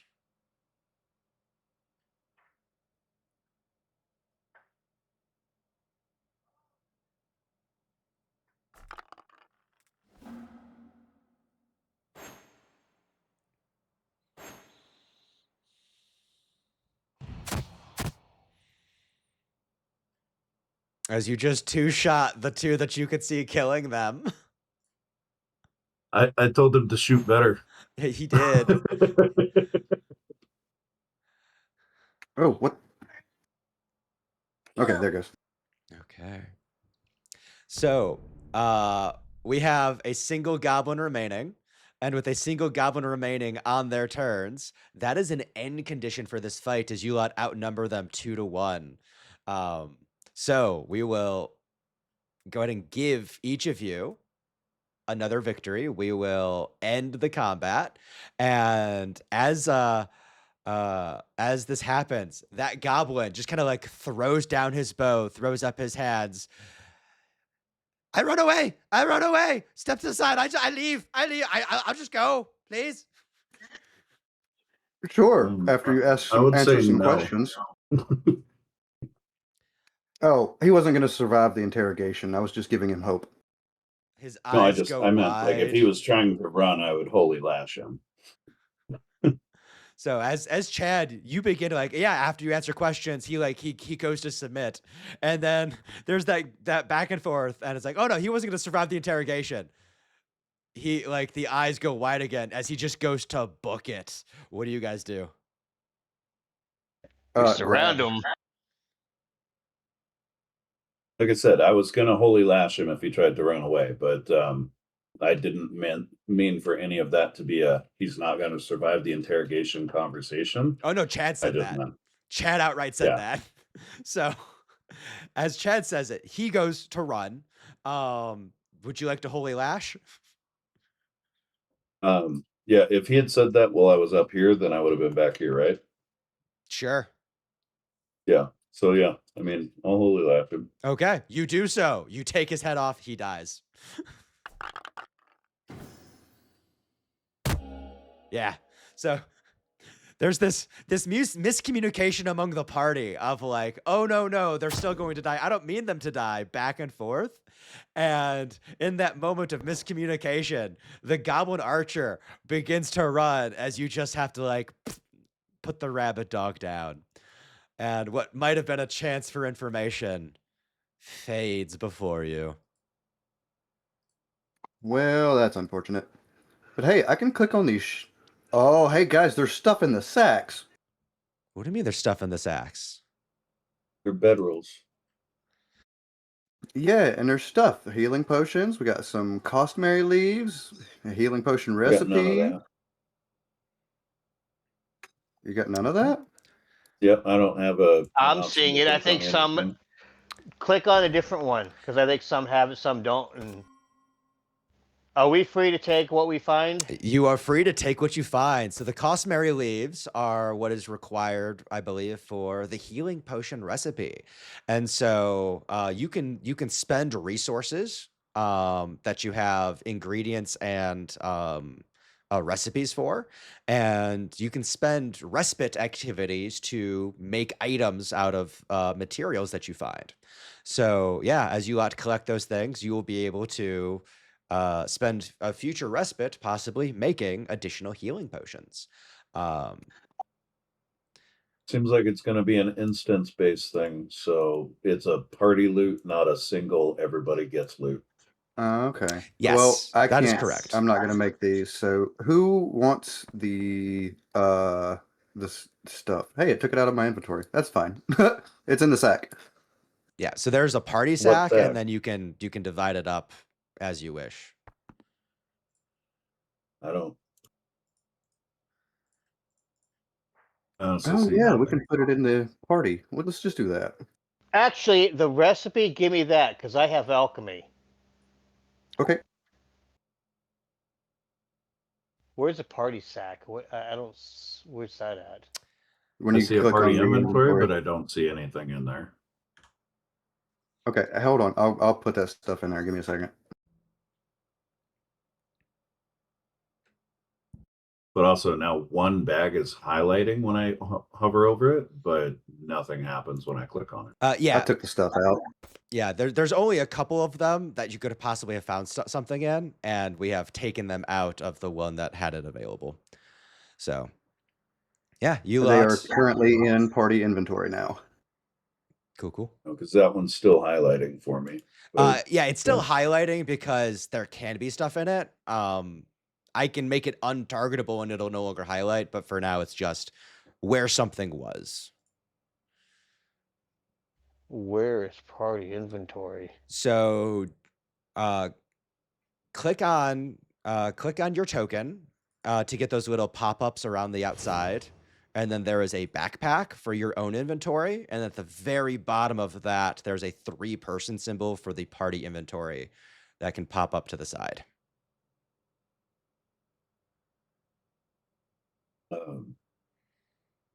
What I would say is we should each keep one of the healing potions.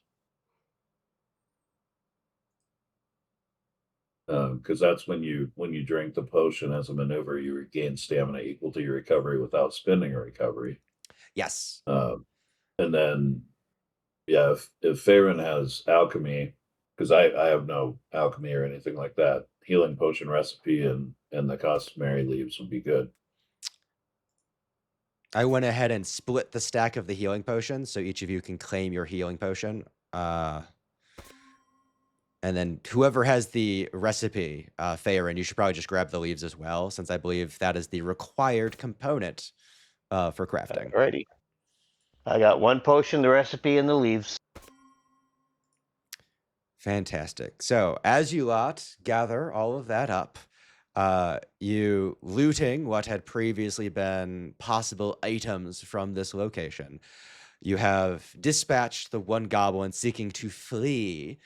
You see, looking around this room once more, all those frescoes of the wounded, impoverished, thin humans drinking from the ornate silver chalice as they get turned into powerful, healthy warriors to battle the demon hordes.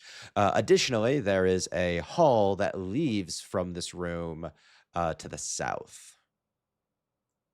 Oh, hey, my 5 piety of heroic ability is back. Yeah, so I probably should not have been clicking an auto button that says give heroes 1 victory and a level to encounter 1 and encounter 2, encounter 3.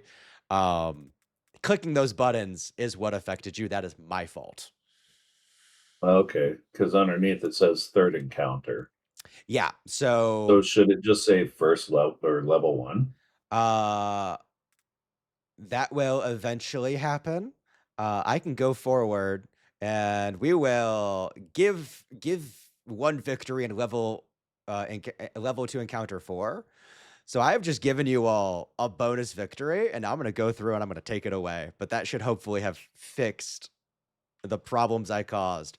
For our viewers, if you are not doing the level up your character as you go into a full level 1 character, don't click the auto victory buttons in the adventure. Just have them give themselves victories. It'll save you a headache.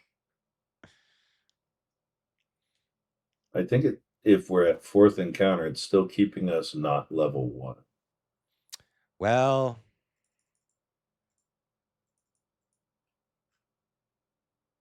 let's see. I mean, I get prayers and conduit lord now, so that's there, but I There don't we know if anything go. else is not Level to available. level 1. There we go. Yeah. Sorry, we have dealt with this. As some of our companions have moved ahead, you guys should have 2 victories. As you lot enter into Chad and Farron into this additional room, you see that the frescoes on these on the walls of this narrow hall show a fallen knight and a large silver chalice being carried by a procession of warriors into a tomb carved with the name Delius atop its entrance. As you also see on the ground the head of a goblin on the floor next to presumably the corpse that matches it. Okay. Nothing on it. I guess if there would be clickable. So, whoa, what just happened? Scythe trap shoots out of the wall, chopping at you. Did you see that? Oh! It comes out of the wall at you. You have found the body, and you have found the trap that removed the head. So I need you to make a. This is going to be your choice. That is not the role I need.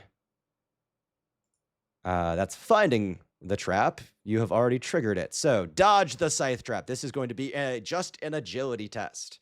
And this is going to be Chad who has activated it. So you can go ahead and roll this agility test. Oh, no. As you are going to take a tier 1 result, that is a full 7 damage. So in this case, there isn't an auto hit for the damage, so you're just going to have to damage yourself by 7. As the scythe whips out of the wall, slashes across you, you just barely get out of the way as you are a hero and not a lowly goblin to be killed by this thing. As you stumble back a little bit to get out of the way of the trap, you lot are aware that it is there now, and as you look around, you are uncertain of what other dangers remain here.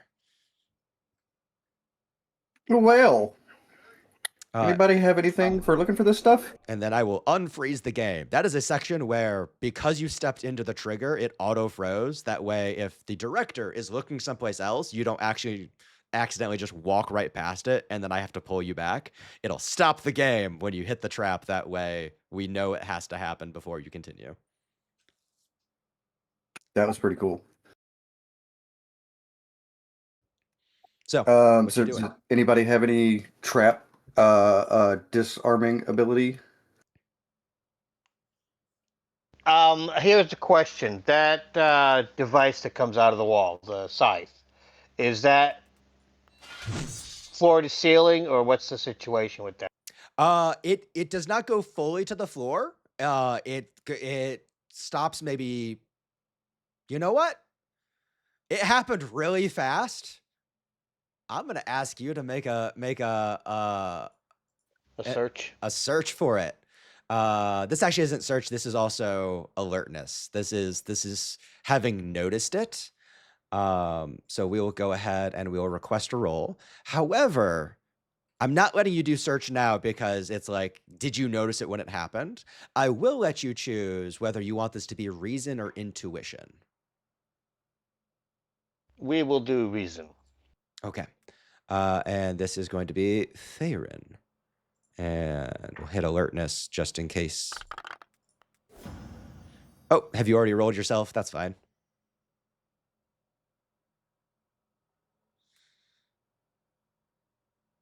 What did you get, Theron? Hold on. Tier 3 result. Tier 3 result. 18. Fantastic. With that, you're comfortable that there's 2 feet of clearance underneath. Like you could army crawl. You are positive you could army crawl to the point where no one else has to do any other tests. Like as long as you lot get down, crawl across, the dried, long dead goblin corpse and get to the other side. This will whip above you, but you are confident in how to get to the other side. Alrighty. Quick question on that. And I'm not trying to be a stickler for details here, but I kind of feel like I got to bring it up. With jargon being increased size, is he still going to be able to do this? Yeah, it might be more arms fully spread and like inching forward, but he doesn't have a pec to scapula 2 feet. That is massive.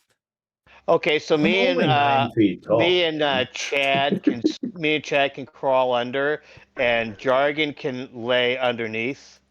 Frozen. Yeah, sorry, I have deactivated the trap. It will no longer auto freeze when you move into that space. Okay, and jargon can just lay down on the ground, reach his arms out, and we can just drag him under. Yes, you could do that as well. Okay, and with Bergen that, knows how to crawl. Wormy dog it along. Wormy dogging along. Okay, Oh, I so don't like I'm that. gonna stop there. you're gonna stop there, Jack, and why are you gonna stop there? I'm gonna wormy dog it along, and as I'm looking around the corner, I see something that I said, we stop here. Yeah. So we will I get. would I would have put my arm up to make sure that Chad didn't go past me.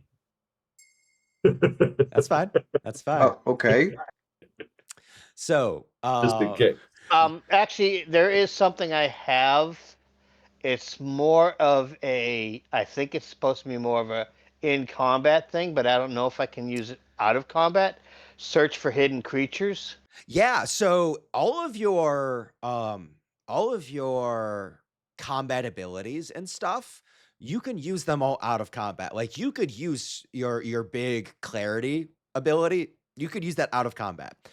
Once you use a heroic ability or something outside of combat, you simply cannot use it again until you gain, I think it's 1 or 2 victories. So, like, you can't solve a problem by spamming a heroic ability. You can do it once, and then you have to get a victory before you can do it again. And then the basic stuff of like just searching for things, those are just ability checks, skill Yeah, tests. this appears to be just a regular. Yeah, Uh, I mean, it's under maneuver, but it's not like heroic. yeah. So, where are you concerned with seeing hidden creatures? Uh, well, kind of in this room, as much of it as I can make out. Okay. So Well, I will give you some general information on the room, and then if you feel like you still want to do the search, you definitely can. And then if you want to be more specific, you can as well.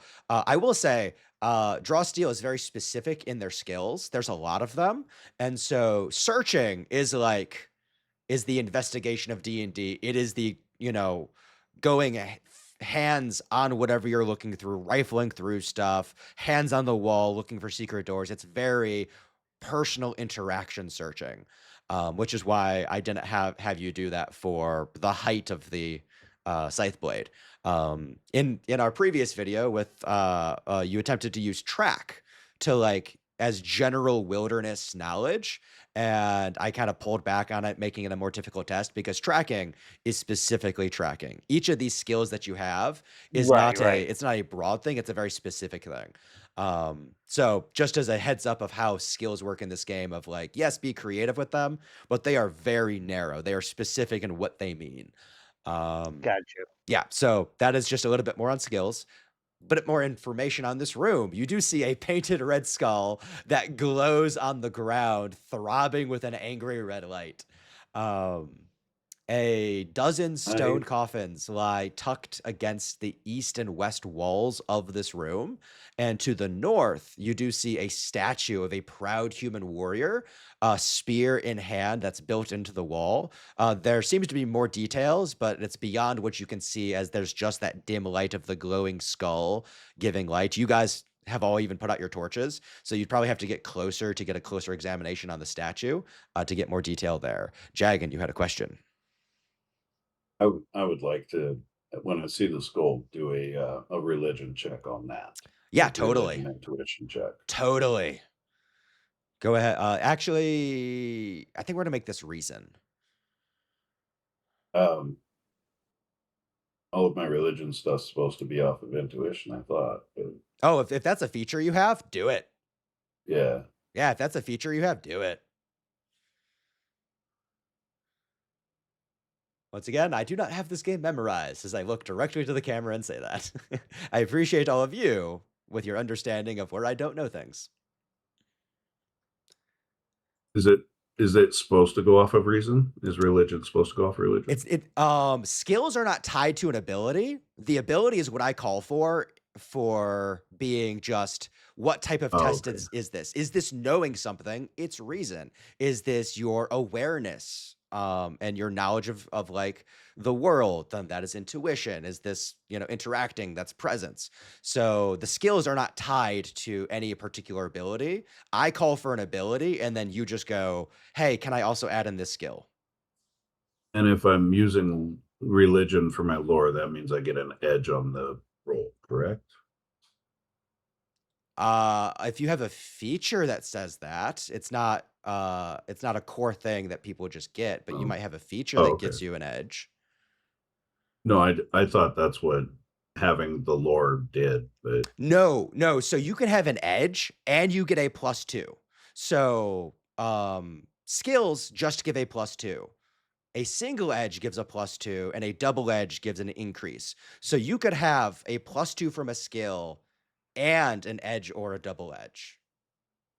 okay, so it's a +2 from the skill and then +2 from my intuition. Yes. Okay, thank you. That's what I wanted to make sure I was rolling correct.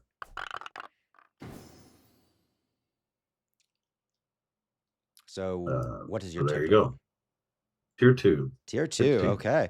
As you look at it, that seems to be, it seems that the worry of there being some form of magical caster, uh, goblin that Chad was worried about is true. There seems to be someone that has set up a ritual in this room, channeling unholy power. This is very clearly necromantic magic that has been placed into this room. You don't know what it's powering, but you are aware that there is a magical effect that has been conjured into this place. And whether it will damage you as you walk through, whether it will react to you as you walk through, you don't know what it does, but you are fully aware that if you go into this room, something is going to happen. Well, with that, I should probably be the one to lead the charge because I have resistance to unnatural. And magic isn't exactly natural. Go for it. You done jargon, or you still got more there? Well, the only other thing I was going to say is if somebody really wants to get into the room, I can do the friend catapult. I am here for That's that. kind of counterproductive to what I was going to do. Oh, okay, yeah, all right. Chad's just sitting back here. Let me in, boss. Let me in. So, am I good to start my search then, or my Yeah, go. search We're for wasting hidden? time. We got to get to this girl. I appreciate remembering why you're here. And Yeah. I am going to start, and I want to see what this hypothesis is for. the exclamation point, Exclamation. That's the word. Yeah. so that What's has that? information for you. So if you click on it, it should say something. What does it say if you click on it?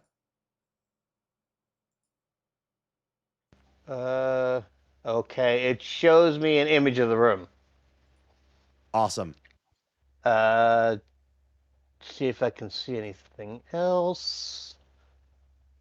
Yeah, so that's It just doesn't. Yeah, it doesn't really give me additional. much more. Yeah, it just gives you an image of the room, which is it's cool, but it just gives you a artist rendition of what this room looks like aside from tabletop combat. So Faerun, So what are you doing? I'm gonna move up here, Mm-hmm. and I will go ahead and use my search for hidden creatures. Okay.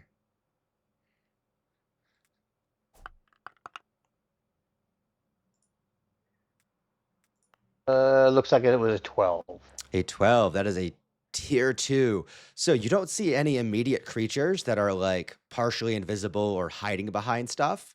Though you do see that there is a lot of dried blood around all of the seams of the front of the sarcophagi and the base of them as they have been set up on end. Oh no. Okay. Well, herein lies the conundrum, guys. We probably got something nasty or unpleasant within these sarcophagi. I don't think we necessarily want to open them, but then again, maybe we need to. I think we don't have a Looking at the choice. map, I don't think we got anywhere else after this room, so I think we might have to. Yeah, So I don't see another. with that confirmation, I'll start here and open this sarcophagi.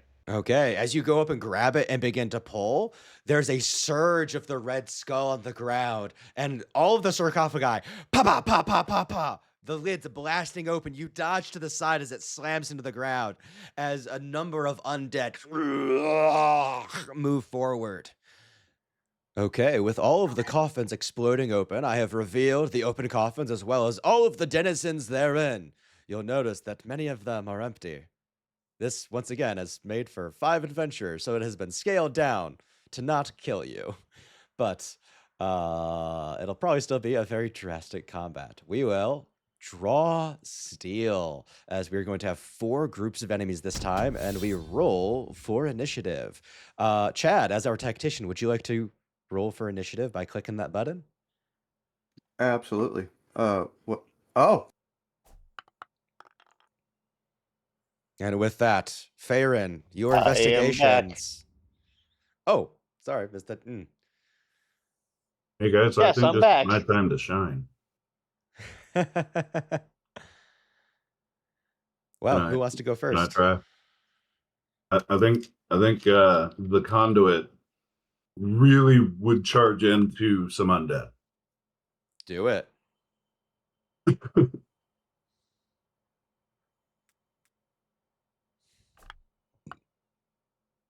Did you And my pray? gods agree. I Dude, sure did. you are playing a high risk, high reward. This is fantastic.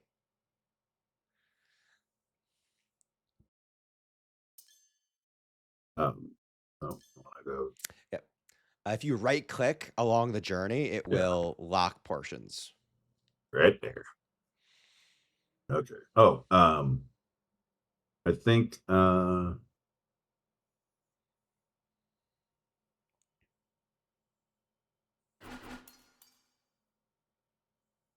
let's get some surges in here. Yeah. And then we will do this.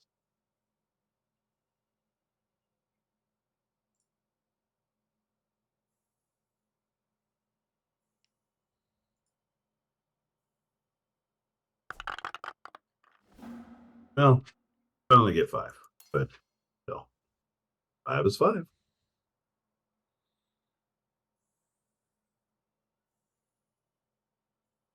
And then a light fall.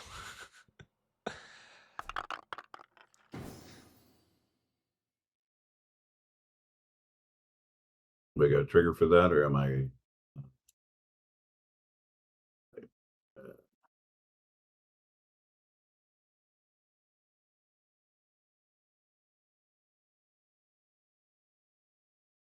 Yeah.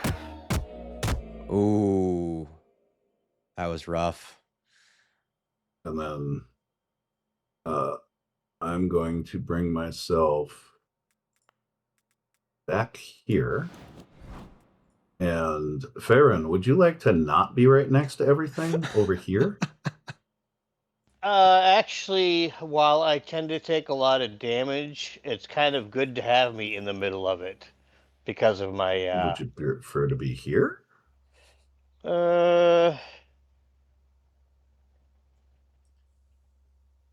Sure. Here?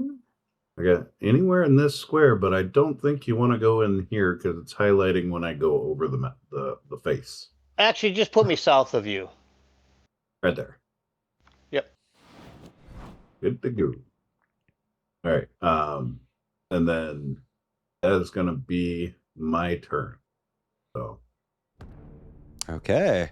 I will activate the ghouls that were closest. So we do have to get rid of that vision, and we will activate our ghouls. So my ghouls, let's see, is there any fun malice? We have Ravenous Horde for 2 malice.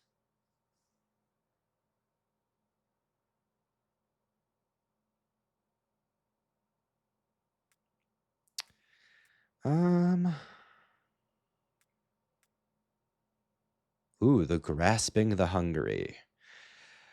Ravenous and rotting undead arms burst forth from 9 connected squares of a vertical horizontal surface. Any creature who ends their turn adjacent to an affected square must make an agility test versus being grabbed and damaged. While restrained by this damage, you will also take more damage. Let's go ahead and do the grasping, the hungry.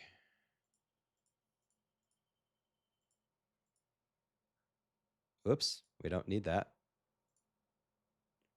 As arms begin to burst from the ground, grabbing and pulling, we are going to then grab our first ghoul and move him up here.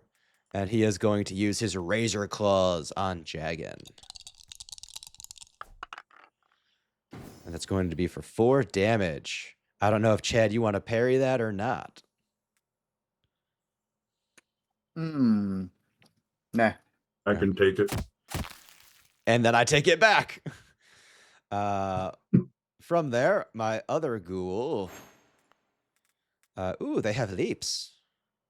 The ghoul jumps 3 squares. If they land on a size 1 enemy, that enemy is knocked prone and makes a free strike. I should have done that. Hey, after he attacks Jagan, he is going to leap through the air and attack Chad. So as he leaps through the air, knocks Chad prone, and hits you with a free strike, those attacks of opportunity from both Faerun and Jagan. Okay. And that ghoul is almost eviscerated as he's being blasted out of the air. Only like the ribcage and up actually gets to you, Chad, as like this lash of light pulls the back end of the body backwards, and then Faerun chops it in half. Our other ghoul is going to move forward.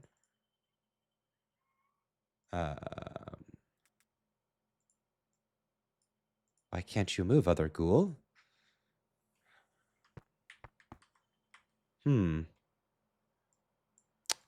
This is weird. There we go. And then my other guy, there we go. He will move up to the edge of the area, or into it, that's fine. As he is then going to leap at Faerun. As he knocks you prone, Faerun, you go invisible.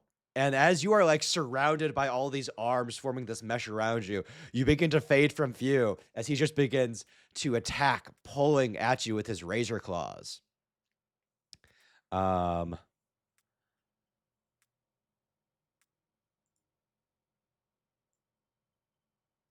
Interesting. I'm having issues targeting you since he is under you. I need to pull him on top. How do I do this? Become show creature size assigned to duplicate. How do I make him stay on top? It doesn't work. Guys, I'm having issues. We can heal back that damage. Faerun, we are learning. And then this guy, I guess, is just in your square. And he is going to use his razor claws on you. Nope.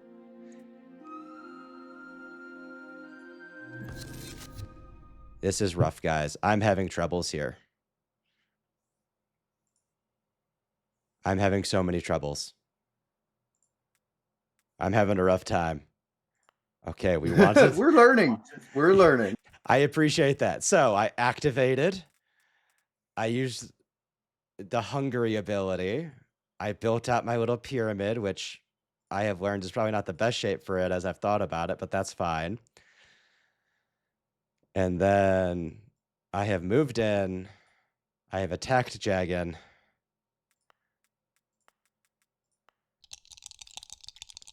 Do not hit the revert to beginning of turn on a crew. If you're just trying to undo a single creature's thing, it undoes everything.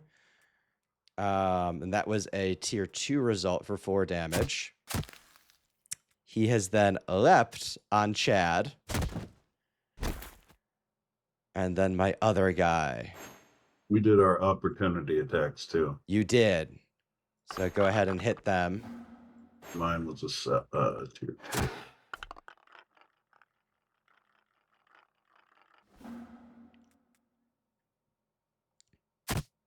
Awesome. So we have hit him.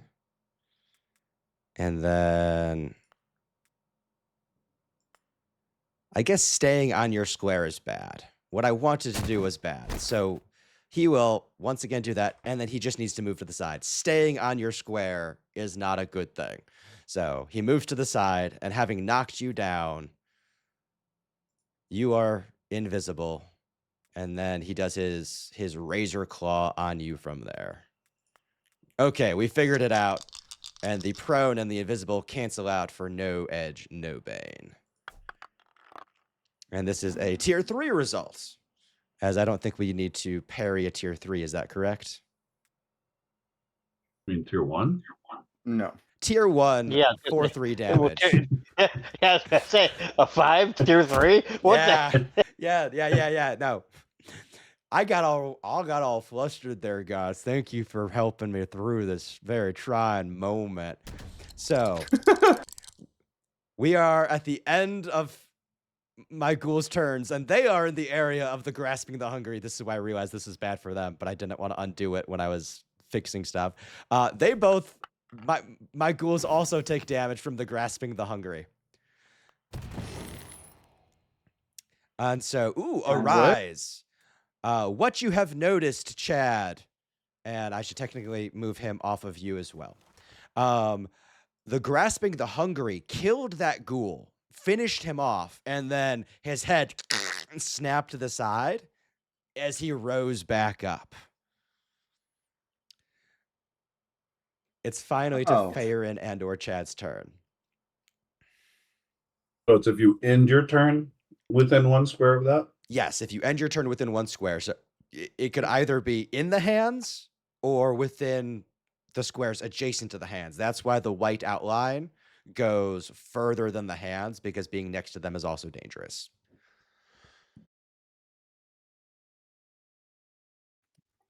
All right. Fair, you mind if I go here? Sure. I wish you more luck than I had in not screwing up the turn order. Mm-hmm. Did you say this one was dead? The one next to Chad was torn apart by the hands. The head twitched, and then it rose back up. Oh, okay. Yeah. Chad, you are prone right now, so you can use a maneuver to stand up if you wish, or you can stay prone. Yeah, I could do that.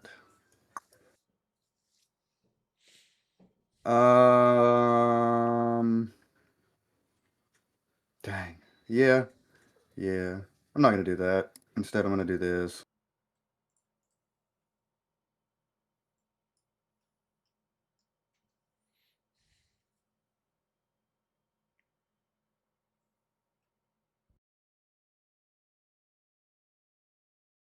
This being now, I presume. Yes.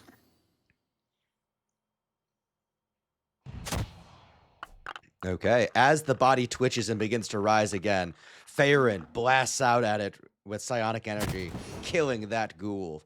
As we have a blast that goes up towards one of the skeletons, it gets knocked prone, and then the body begins to pull back together to stand again.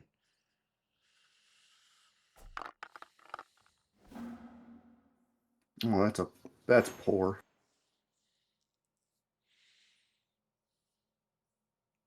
Oh, Don. Huh? Cool. I saw you aim better than that.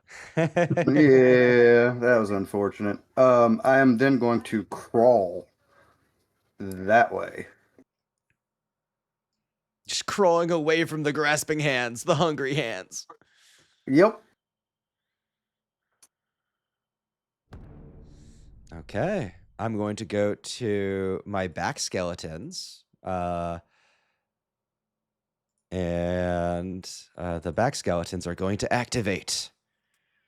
And they are going to stay right where they are in their coffins. They're having a fine time. And they are going to make their bone shard attacks. Actually, bone shards for ranged.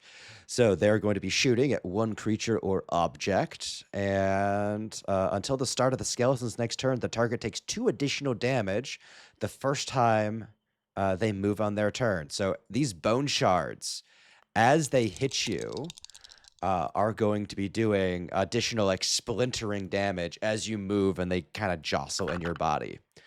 So that's going to be a tier 1 result, a 4 coming in on Jagan. And then my other guy actually does have to move just so he can get into range.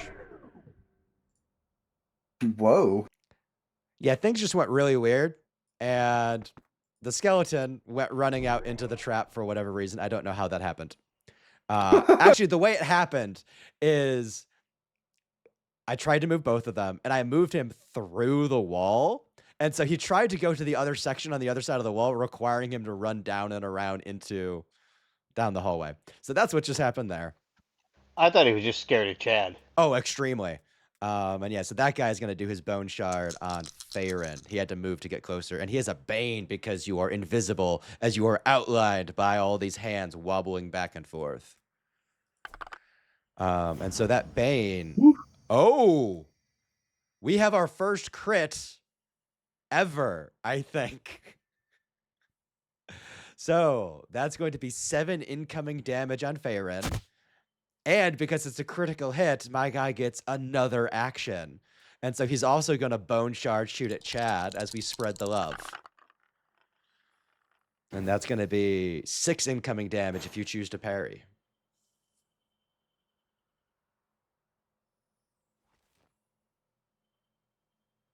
You chose. I do parry. As you're just crawling around the corner trying to get away.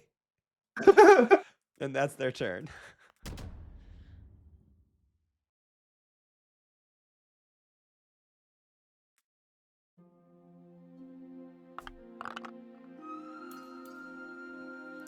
Farron the last to go.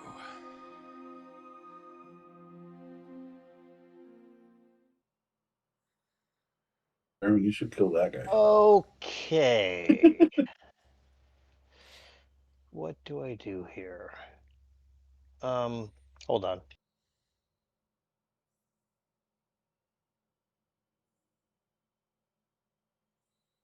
Well, first I'm going to use a maneuver to stand up.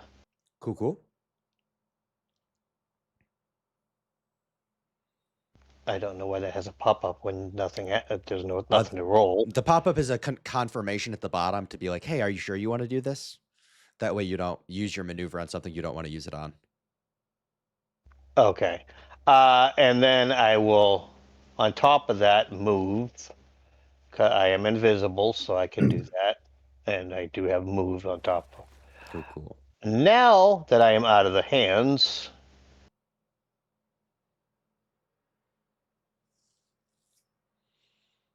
I'm gonna do a smolder shot on the ghoul. Nice. I think this is our first smolder of the game. You have chosen. That's giving you a bane because you're prone. You stood up. Oh, okay. We rolled a 2, 3, 2, 7. That's still going to be a tier 1 result. Okay. But yeah, you should have stand up confirmed. Cool. So same amount of damage, even without the bane. And with that, you crawl yourself away. You throw a smolder back. You burn them with acid as they begin to dissolve. They are winded by that. And Jagan, you are left the only ones in the room. We will go with our other archers, and they will move a little bit closer just so they can get variable shots. That one will have to. Oh, that sucks for me. These skeleton archers, I believe, are minions. And as minions, they get an action and a move, or a maneuver and a move. or 2 maneuvers or 2 moves. They do not get action, maneuver, move. So one of them just gets to stand up. I figured out what issue you had, Farron, on the stand up. You have to choose your target, because if you are standing next to somebody and you're standing next to someone that's prone, you can use your maneuver to stand the other person up. So you had to click on yourself to confirm it. That's what happened there. Okay. And then we will do one more bone shard attack on Jagan, as that is a tier 2 result, as the other one does not have an action because it had to use a maneuver to stand. And that will be the end of their turn, as we finally finish off with our zombies. As our zombies move in. They are idiots, and they will just move right up to where they're going to be affected.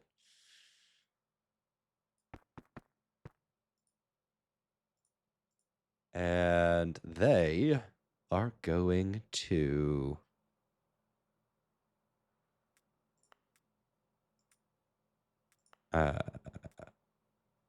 8 attack. Maneuver, 8 attack. And they are both going to clobber and clutch.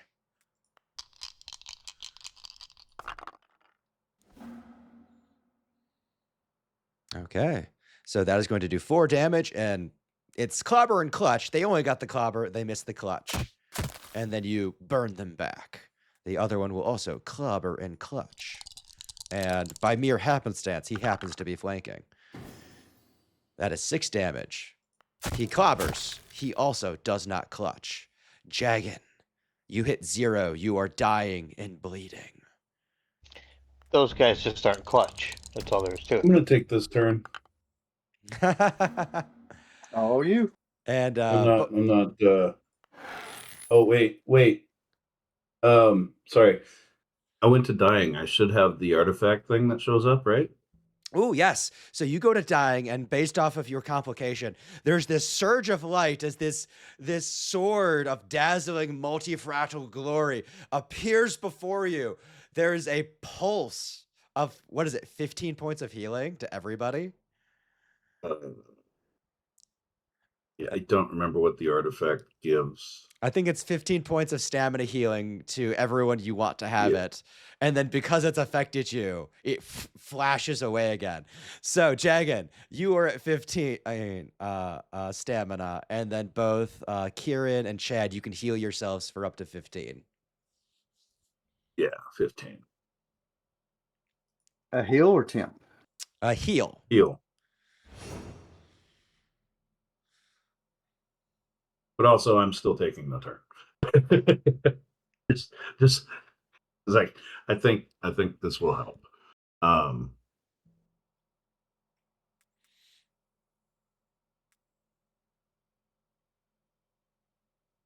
It didn't pop up for my roll of piety. Odd. Well, a roll for piety.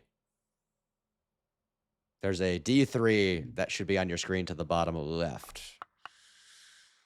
Well, I was gonna pray, but Okay, well, I trust you. You would have prayed. What ability do you want? Do you want the temp, or do you want the surges?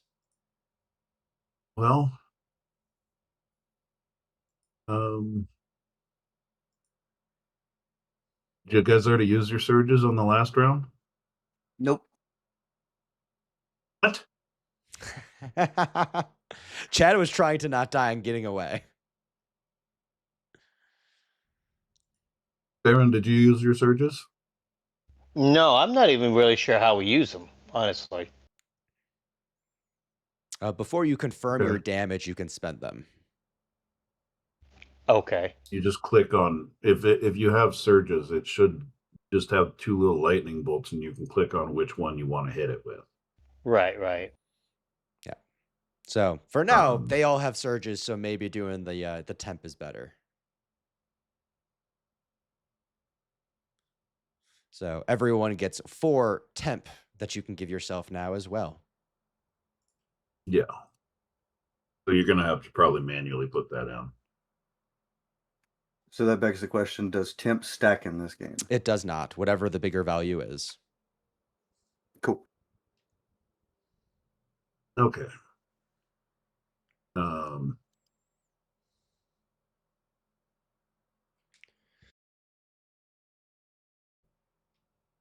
oh, sorry. I need to improve my piety because that would have given me 5.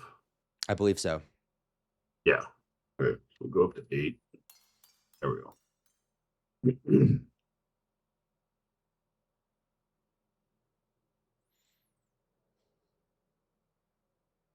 And now you have all of your actual turn. All of that was just processing the initial prayer.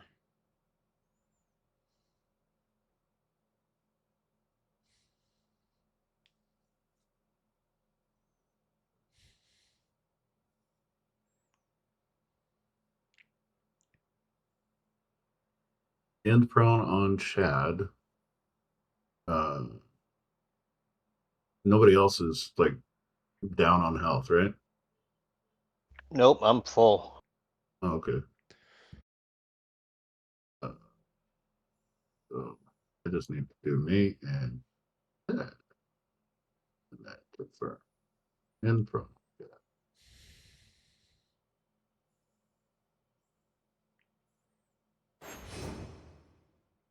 Okay, awesome. As your Okay. healing grace And, raises your companion. yeah. Now we'll go with this. A light fall to hit all the bad guys.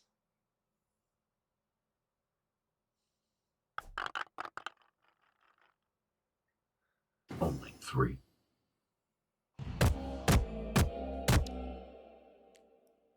Only 3 as you get a Okay. kill and wind another.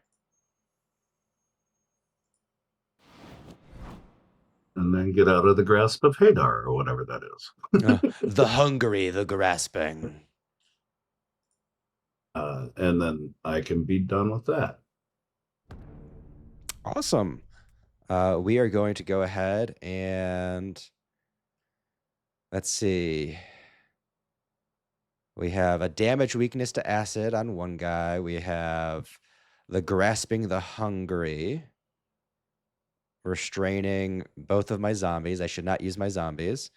I guess we're going to go with some of our skeletons. So let's go with our back rank skeletons. And how much mouse I got? Ravenous Horde. At the end of this round, each hero not already adjacent. Yeah. Let's go ahead and do Ravenous Horde as the ground begins to shake. The ground begins to quake.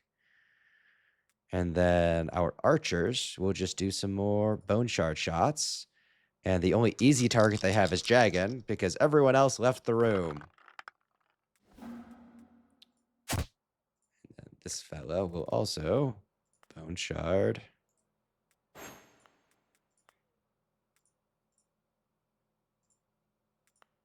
Yeah, bone shard Jagan as well. Guys, you got to get into your friend. He's taking a lot of damage. And that'll be their activation. So, as the lot of you retreat, Jagan moves forward, and all of the attacks begin to just pour upon him. Chad or Faerun, who wants to go? I could go unless you're ready there, Chad. I'm always ready, but you can go ahead.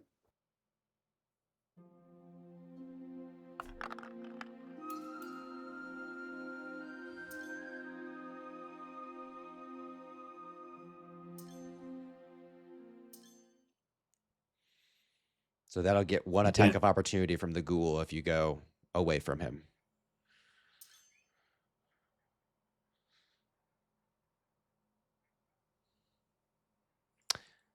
Shoot. I'll stand where I'm at actually, and I will go with. Let's do another smoldering strike at him. Cool, That cool. ghoul. Yeah.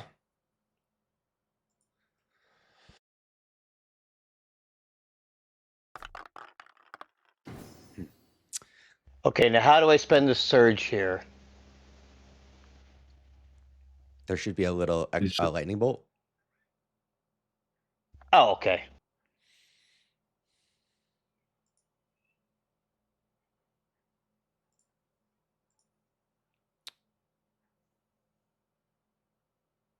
It just keeps click. Okay, this ain't right. So you You're clicked it currently on the 2 twice. surges. Yeah, so you now have 2 surges being added to it. Okay.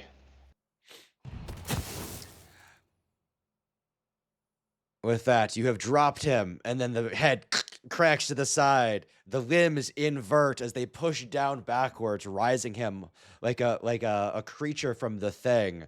As you have taken him down once, but the dead rise again.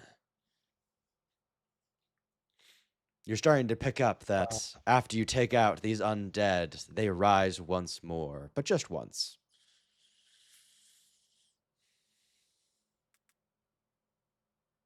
Looking. Hold on.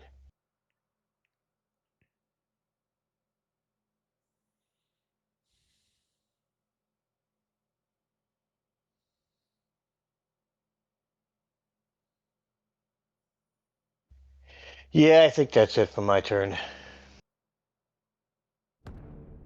Okay. With that, we will activate our other archers.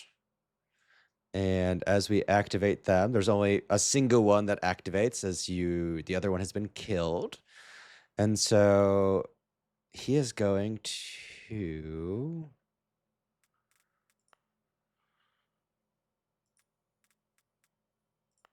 yeah, we'll do a bone shard shot, and there's cover on Fair, and I think I got a shot on Chad. Chad, that's a tier 1 result, 4 damage coming in. Parry or no parry? Parry. As he shoots you as you begin to step out into view. And that Yep. is most of his turn. As you begin to proceed forward, he will back up. So we will pull him further back, and that'll be his turn. Chad, you're the last one remaining.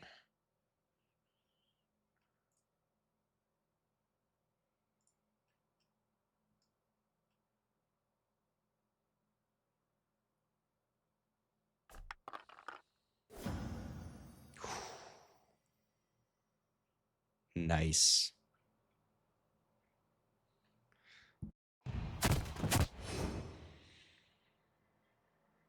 Okay, you have taken out the ghoul. But the zombie, through its endless night, stays.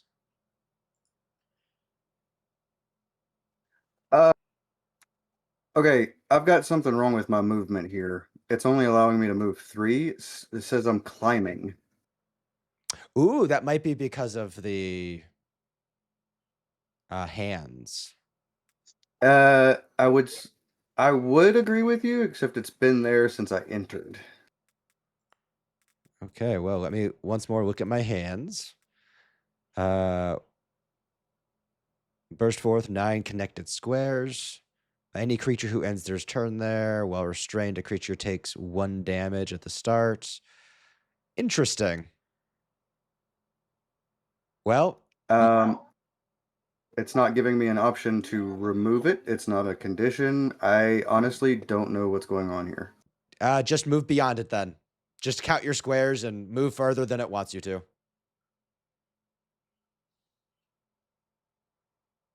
All right. The zombie you've just moved up against, you shot it in the head, it dropped to the ground, and then the endless night has caused it to rise again, regaining half its stamina. And we are down to just the zombies remaining for me. As they start, the grasping, the hungry, they damage. The one zombie next to both of you is going to use 3 malice to use its zombie dust. It's a burst 2 effect. As this thing is going to burst out this corrupting damage. So this is going to be 3 corruption damage, and if your might is less than 1, you are weakened. I think both of your mights are 2. Wouldn't matter for me. I'm immune to weakened. Aha! None of my special like potency abilities ever work on any of you. It's frustrating, but it's fun. It's the fact that like it's not automatic, like you guys are actually resisting stuff. So that is the first zombie. The second zombie, I believe, can move. Yeah, he can move. So he's gonna move up, and he is also just going to burst with his zombie dust. It is important to note that this does prone my guys, I think. And once again, a tier 2. Neither of you are weakened. And that leaves me with no malice. They had to move. That guy should be prone.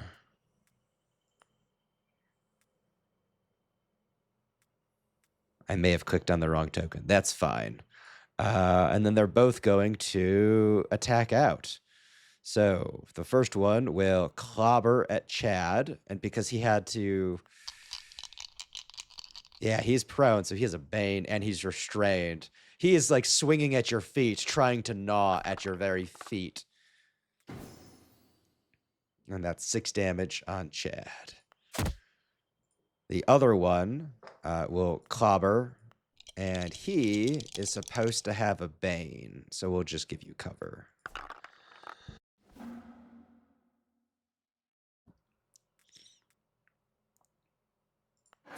Okay.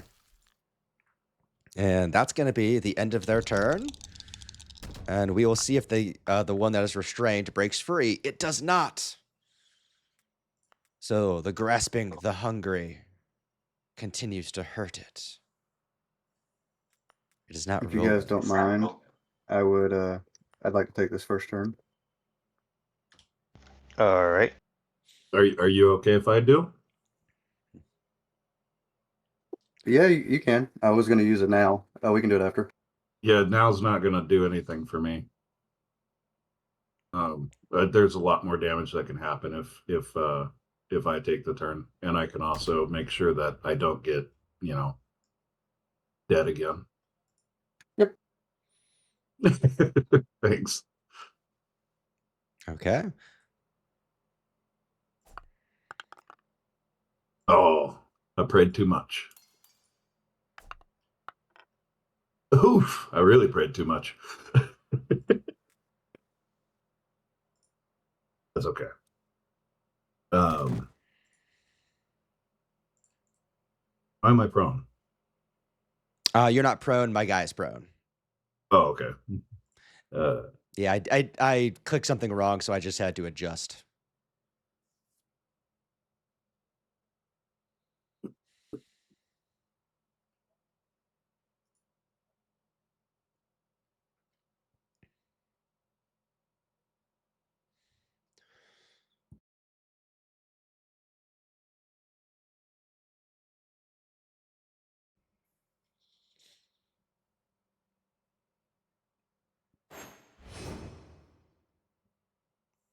As May you spend use a your healing recovery. grace.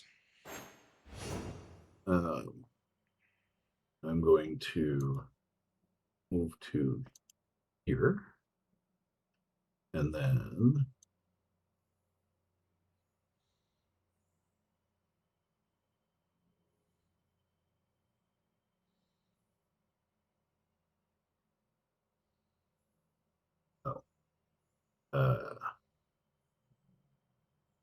apparently somebody can add additional damage to my thing, but I don't know. Yeah, when you hit the zombie one, I can add a trigger to it, but I can't do it because you hit him.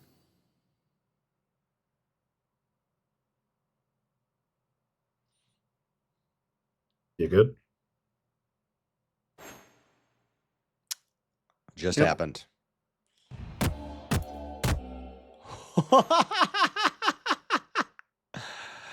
Okay. So you No. killed the marked zombie, and then you dropped the other zombie as it begins to rise back up.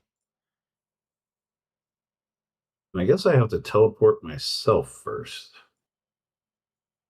So it's not letting me select There's the Chad. limitation. And if I teleport first, then Chad's going to be out of my movement. Are you okay? Are you okay where you're at? Yeah, I'm good on where I'm at. Do you want to spend Okay. another recovery? No, I'm good. I only needed the 2, I think, for now. Okay. Famous last words. It's still saying I can teleport you. Sure. If you want to move me here. You want to go there? Because I can move you there. There. You want to go there, or you want to go here?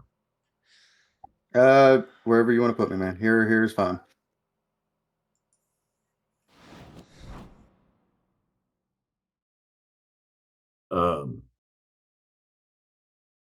I'm gonna call that good for me. Cool. With that, I've got 1 zombie remaining, and then 2 groups. I think I'm gonna do the double archers. One of them is next to Chad, the other is the bottom to the right. So we will activate them. And the first one, let's see.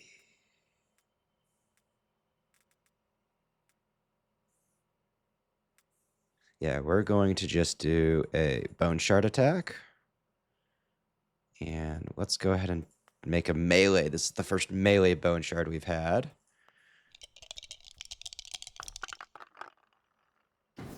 Six damage. Do you care to parry? Yeah, you do. And then the other one will shoot with its bow. And... ooh, you hit back. Oh, no. I did. Good job catching that trigger. As I'm hurting myself hitting Dragon, I need to stop doing that. And that's their entire turn.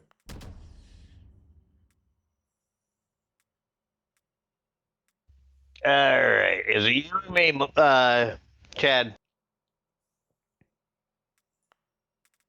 Yep. If you got something you want to do, go ahead and do it. It's going to be a bow shot, but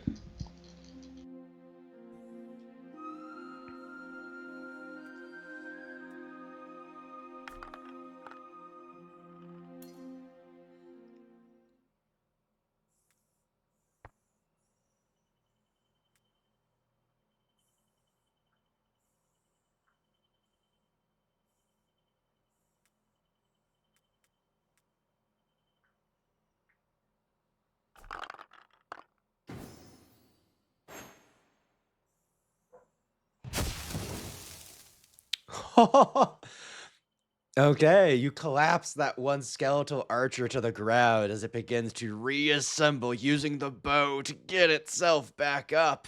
It is risen with a single stamina. I assume I can no longer move. I moved and shot. I only moved 1 square. I got 5, but You can move because more. I stopped. You can Oh, move can more. I? Okay.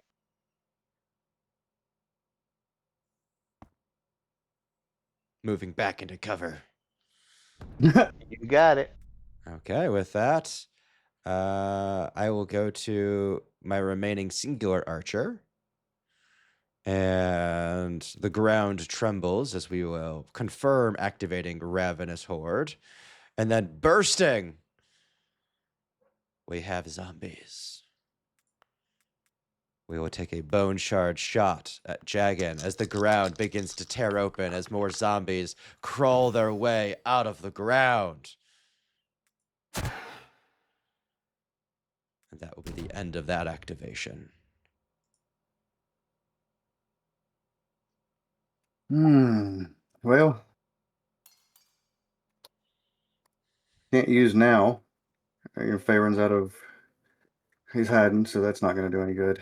Well, you could use it on him, but not me. Yeah, it's not worth spending 5 focus for a single free strike. No. The tactics of hiding backfire. Well, I mean, I'd be able to take out that guy, and then you can worry about everything else over here. He's only got 1 stamina. I could probably get that with even a bad roll.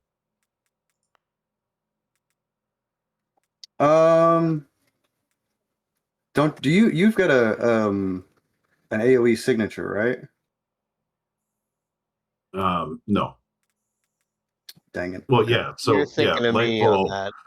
Lightfall is a signature ability. So That's the one that does the teleport stuff. yeah, all tacticians have a main action signature called Strike Now, which is using one of you guys to use a signature, but it's only one of you. So Chad could have you do Lightfall if Oh. Chad wanted. Yes, you could. Do you want to use Lightfall?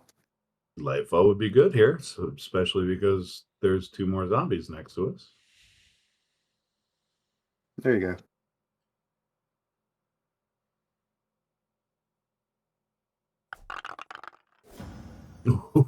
That was a good one. Okay, you get to choose which of those zombies dies. You just click on the red flashing skull and it'll determine which one keels over dead. It's currently trying to have me teleport. Hmm. Um, We'll so, teleport Chad, first. do you want to stay where you're at, go. or do you want me to move here and then you can move over there to this guy? That's fine.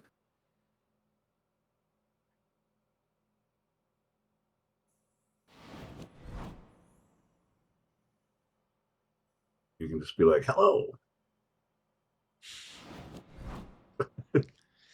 Cool. Hey, you can't get flanked. Okay, so let's get that guy out. Awesome. And Chad, you get to continue your turn.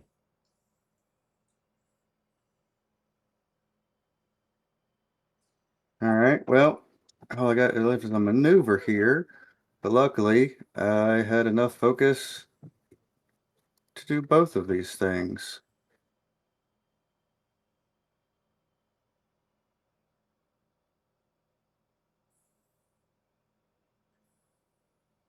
So hit him again. You want me to hit this guy or this guy? This guy should die. Yeah. Yep, go ahead. It's only got 1 hit point.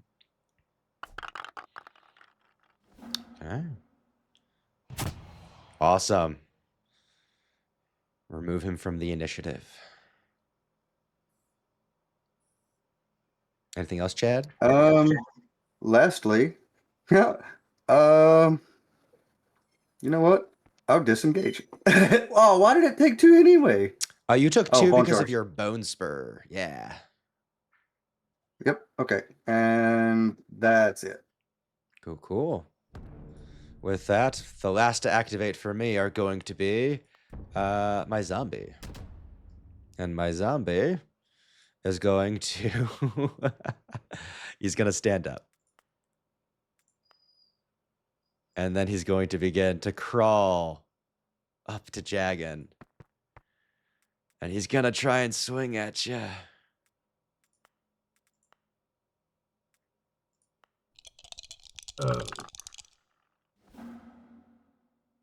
Did you start my turn? Oh, I accidentally started your turn in the middle of my zombie turn. Oops. Well, we'll finish off the zombie and then we'll be good. So. That should have parried that. Okay, we'll just add 2 hit points back. And we can revert turn.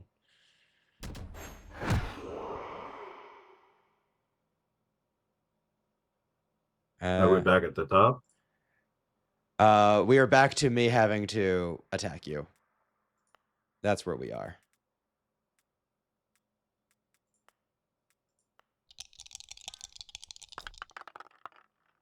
Okay. And now the parry I thought happens. you did. I did, and now the parry happens. Well, I thought it was at 8 before Yeah, that yeah, guy hit me, yeah. and I'm at 6 right You now. are going to, because we went out of the turn order, so now we're just hitting the triggers that need to be hit. So Chad, you hit Okay. that stuff. We accept the result, Yeah. and you should be at 6 health now. Yes. Okay. Yeah, just getting all the little computer stuff done. So you're at 6, and then I heal back 1 for being double hit. And now I end my turn. And now it's up to you guys. There we go. I imagine you want to go first, Shagan? I would like to, please. Mm-hmm. Alrighty. Um,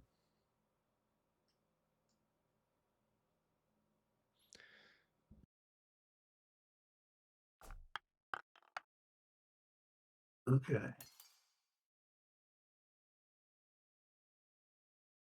I was gonna say, was that a guy or? Uh, so I can move. Why can I not move this direction?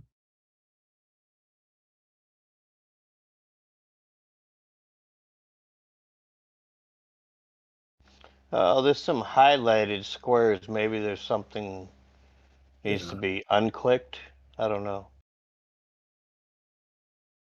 Yeah, if I try to move this way, I can only move in these squares. Am I like on the pedestal or something?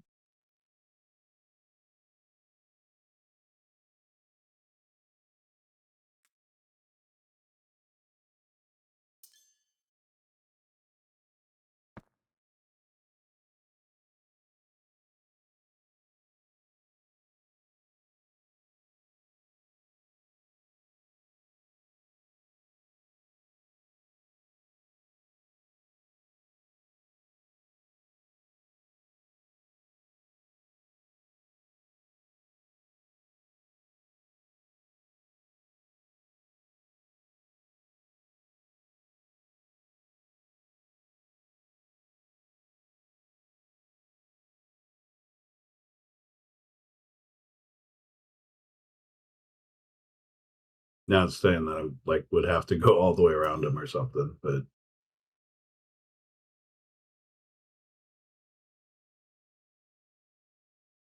I guess maybe when I teleported, I wasn't supposed to be able to teleport up here. Josh, if you're talking, I can't hear anything. Yeah, sorry, I muted myself. I also had to refresh my screen. Yeah, so I pulled you up off of the statue. You weren't supposed to be on the statue. There was that glitch. So now you can definitely go around to the north. That is fine. It wants Okay, so like to I go could around. You're be right fine. here. Yes, you can totally be right there. Okay, Yes. thank you. I just didn't want to incite an opportunity attack or anything. Yeah, no, you're good. You're awesome. We are Okay. learning.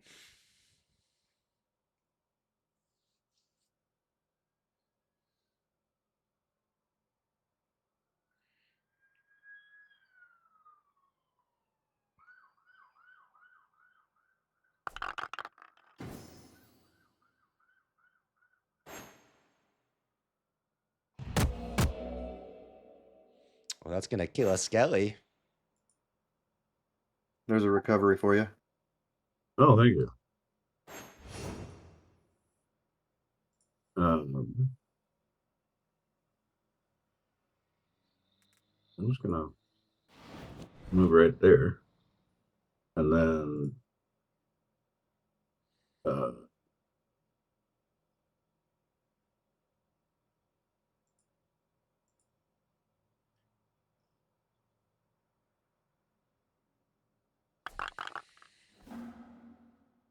ah,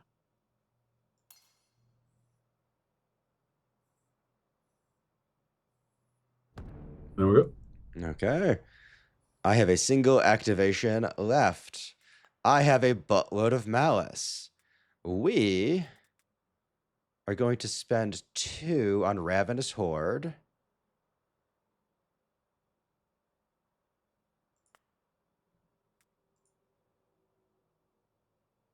I don't think Ravenous Horde is working the way it needs to. So at the end of this round, each hero not already adjacent to one or more undead is beset by 2 rotting zombies who burst up from the ground to appear in adjacent unoccupied spaces. Each zombie is winded. This feature can't be used 2 rounds in a row. Well, I used it last time, so I can't use it 2 rounds in a row. So we will just get rid of them. And we are going to do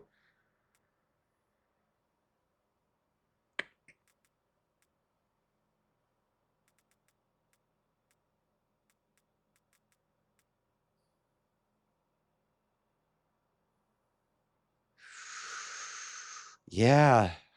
Yeah, this is just going to be spending a lot of malice on bonus damage. We're going to shoot.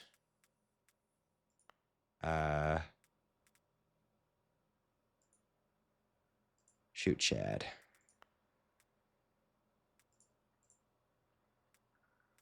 So we will malicious strike, pump it up, and shoot Chad. Chad, that's 12 incoming damage.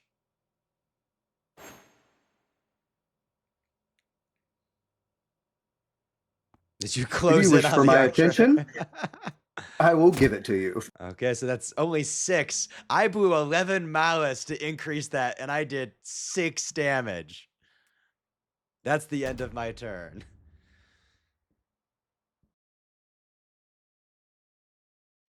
Faerun, would you like to go so that you can come in range? Sure.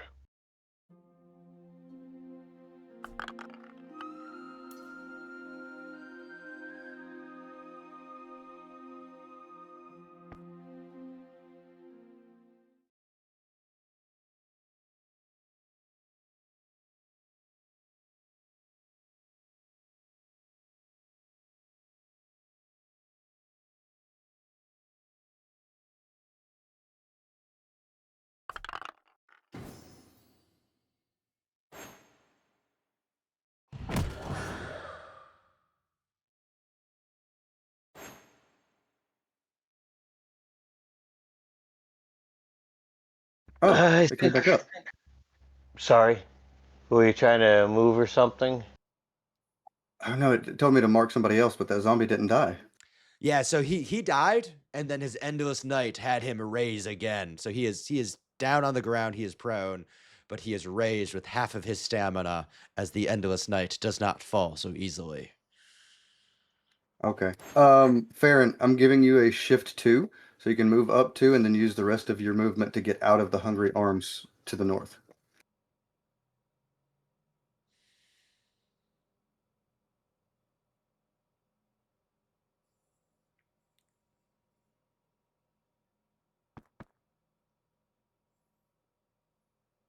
And now you can continue to move on your own.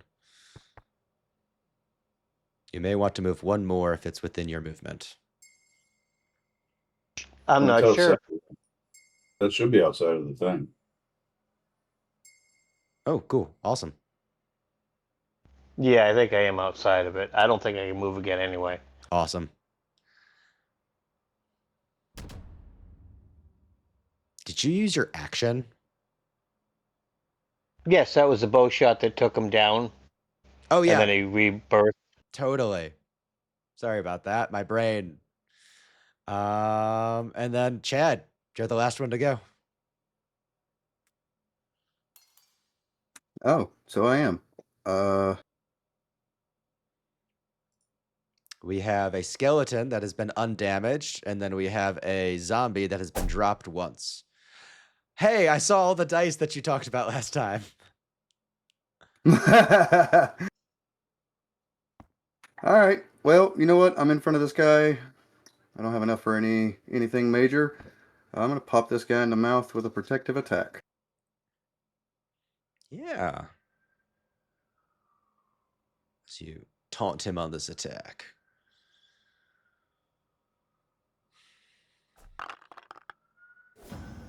Ooh, that's a tier 3. Jagan, I'm gonna go ahead and add Surge because I want him to die. Jagan may have just got another 2 piety for that as well. Mhm. No, I already got that earlier in the game.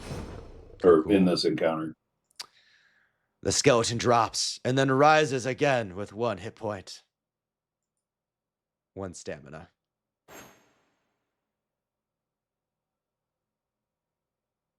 I'm just marking back and forth.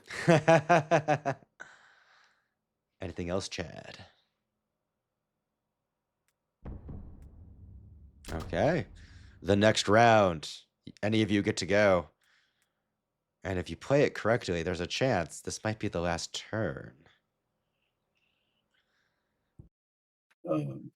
I could probably take them out with a 2-shot, unless you've got something.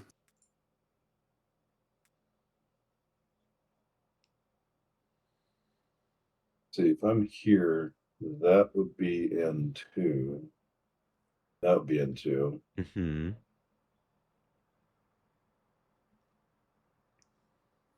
Like 1, 2, and then I can disengage to there. Disengaging is your move. So you cannot move and disengage. It is your move to disengage. So I wouldn't be able to walk around him on a disengage. Correct. Your disengage speed is not high enough. Okay. Well, I mean, I can get both of them with the Delightful, and if the skeleton on the raised with 1 stamina, that should take him out. Even with a tier 1, and then I don't know what the zombie has, but the tier 3 would only be 5. Holy damage isn't doing more damage to them in this? It is not a doing thing? more damage to them. Holy damage should not trigger them to stand up, though.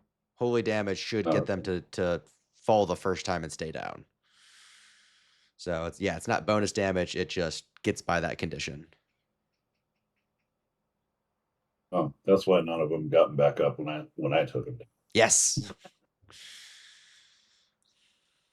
Okay, so there's that idea that Jagan could go. Does anyone have a better idea that they want to argue for in the next 5 seconds? No, mine's basically just a bow shot at this point. Yeah, you can do your 2-shot, Chad, if you want. All right, both of these guys have already risen, so they're not going to raise again. I'll disengage too.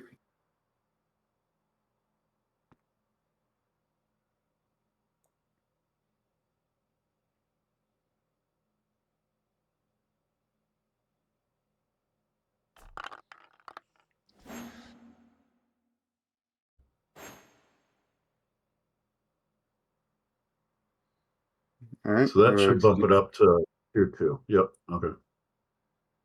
And with the surges spent, that's enough for the double kill and the end of the encounter. With that, as we hit the end of the encounter, I'm not hitting those special buttons. We're just auto-popping you guys up to 3 victories for defeating these creatures. You may spend recoveries at will now.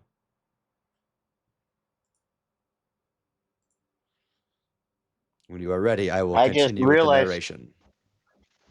I just realized one little thing. I wouldn't have been able to use it because I didn't have the clarity to do it even with the strained. But I could have, if I had the clarity, I could have used the perfect clarity to actually get through that without taking any damage. Because I can get a +3 movement. Oh, nice. I'm good for the narration. Jagan, you good? Yep. How do I wanted to use that health potion instead of using a recovery. How would I do that? You can just give yourself 8 stamina and then get rid of the health potion. Or if you pull up your inventory, there might be like a use, like a right-click use or something. Either way. Yeah, I was looking at it. It says I can give to somebody, or I can split it, make unique. I can't. So just use. It's just destroy. just destroy it and give yourself 8 because that's your stamina recovery. As you do so, are you ready to continue? Yeah, I just wanted to make sure I don't use the last of my recoveries before we go anywhere else. Okay. As you lot have defeated the creatures in this room, the glowing skull on the ground fizzles, sears away, disappearing as you defeat the enemy summoned by it. As you now look around this room, a bit more light as you can easily see the statue, you'll see that, yes, there's the proud human warrior holding the spear built into the wall. But to the side of it, you are now able to read an inscription that says, "Once this fails, the battle is lost." A sinister, muffled chanting comes from behind the statue.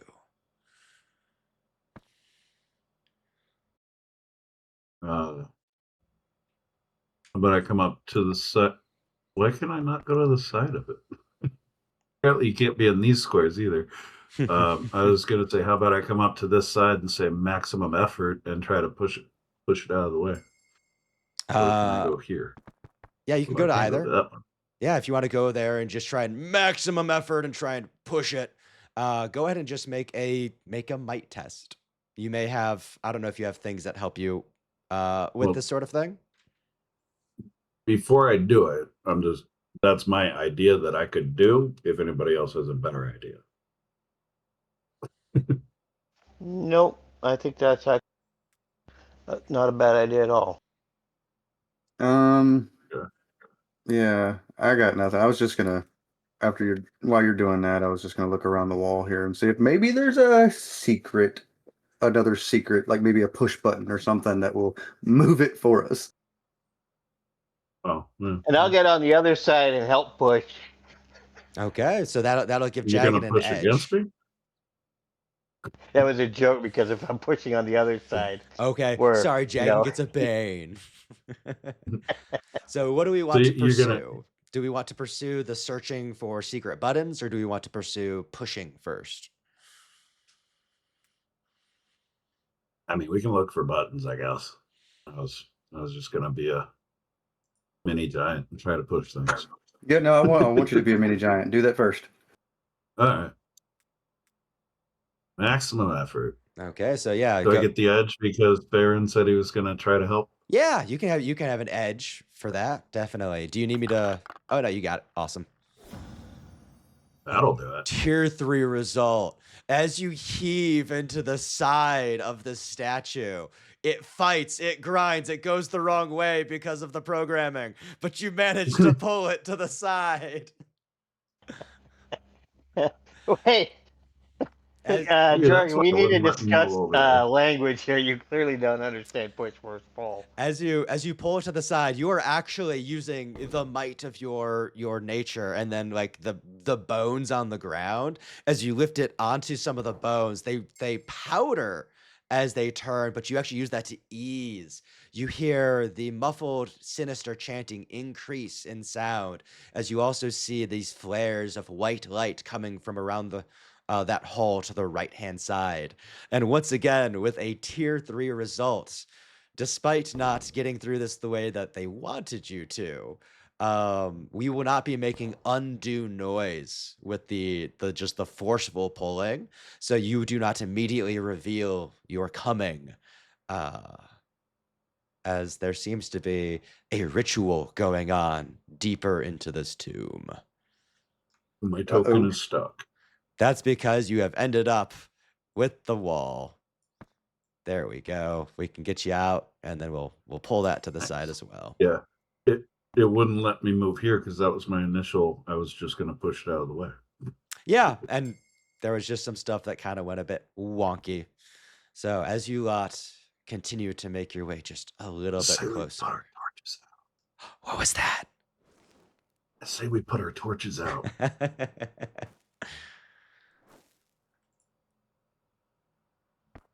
Fantastic. Well, I'm gonna try to peek around this corner.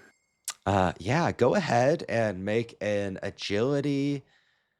Move silently, I think, is an option. Move silently. Okay. I have a Uh, sneak. Sneak will be it. Yes, agility, sneak. Okay, that I don't have. I'll let Farron do that. Well, you started moving up. I'm having you do it. Shit. Okay, Nah. I don't. I just do an agility then. Just an agility.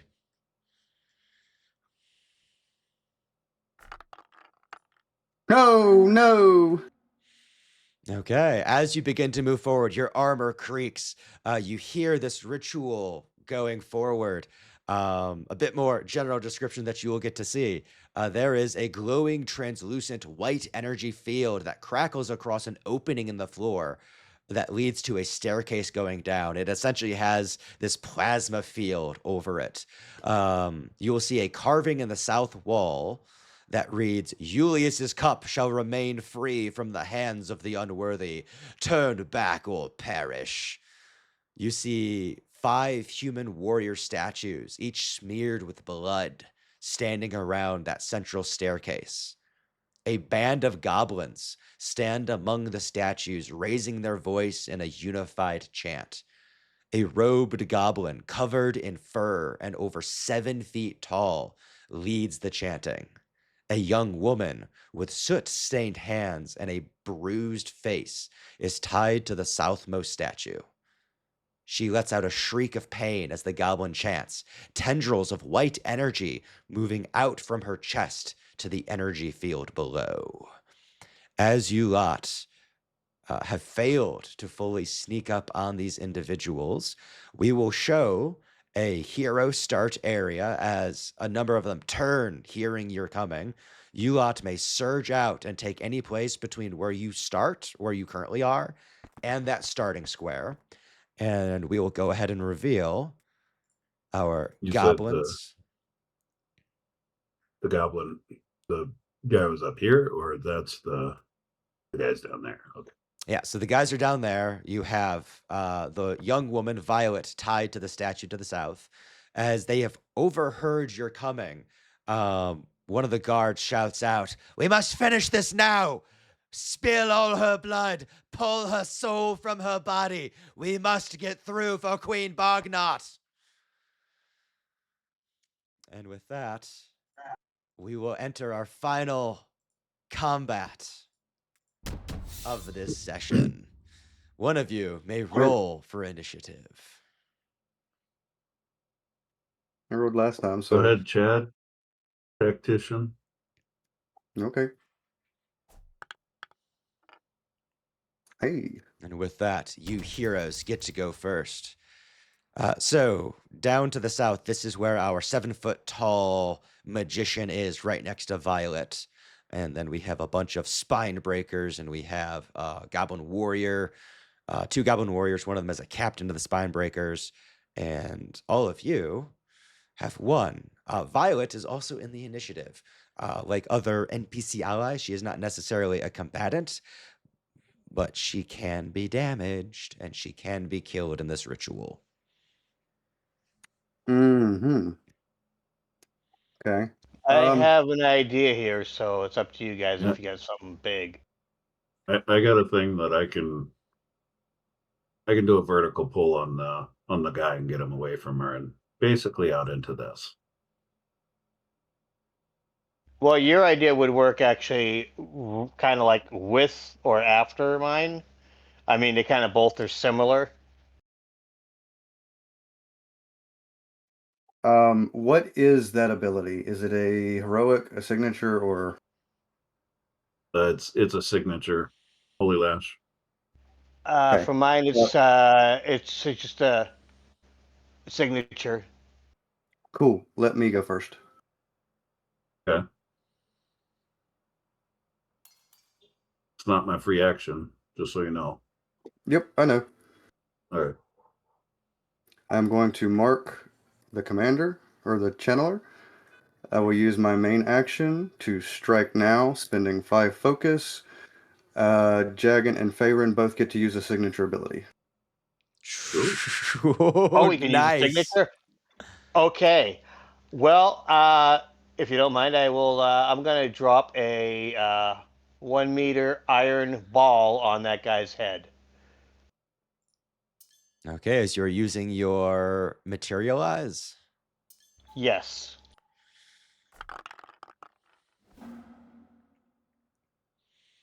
Okay. So you should have damaged them a bit, dropping that ball upon them, and then it will roll off to the side.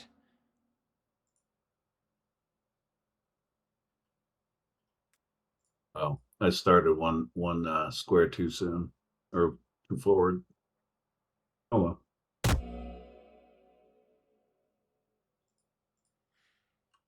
Would you like to shift? Oh, I already rolled, so Okay.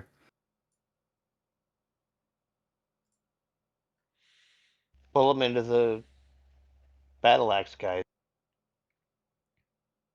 I mean, yeah, that would damage that guy. But if what happens if he goes on the You can't lightning barrier I pull don't him into know. that. from Let's find out.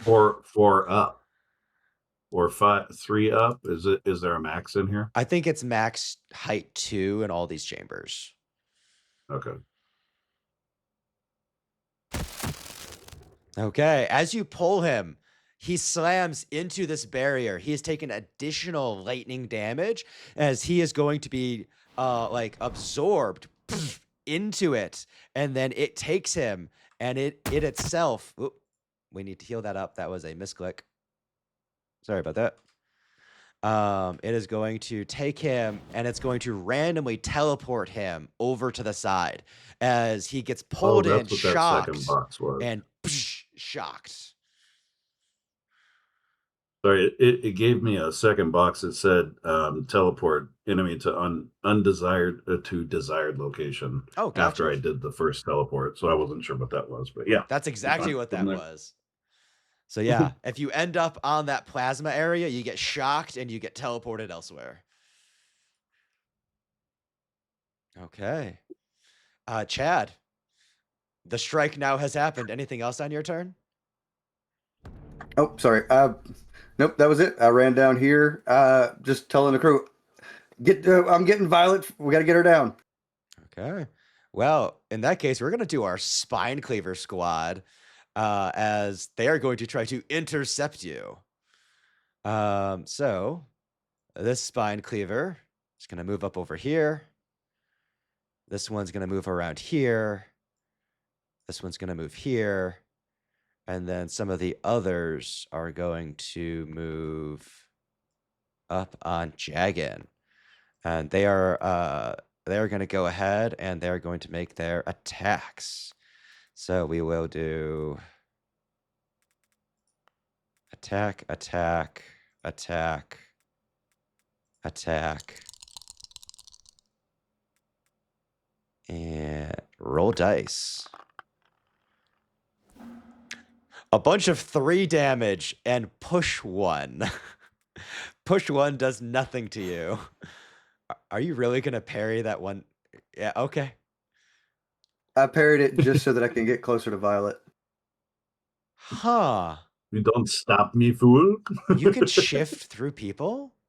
I'm going to have to look that It up. let me. I mean, hey, it lets you. We're not arguing that. It lets you. And they don't manage to push you at all with that pushes of 1. And then we got a feedback loop. My spear charger is going to he's going to try to bury the point in Jaggin. And I'm going to spend Malice on Brutal Effectiveness to increase that from a I think I have to use that beforehand. Well, that sucks. Well, that's lingering for the next time I need it. So 7 damage, no bleed, and I get hit back by it.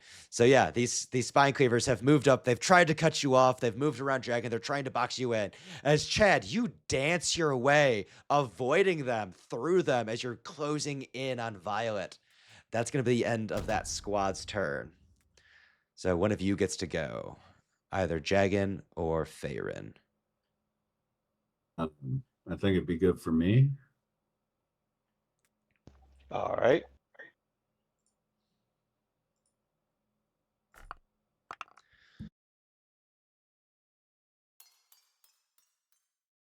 The amount of prayers that you've got on effects on.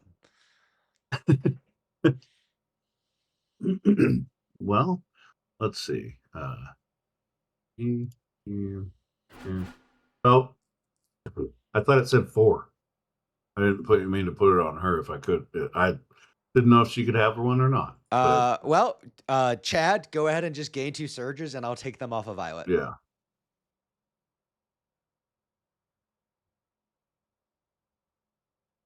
Right underneath your heroic tokens if you need to move it up there.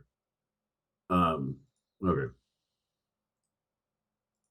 Well, since that happens,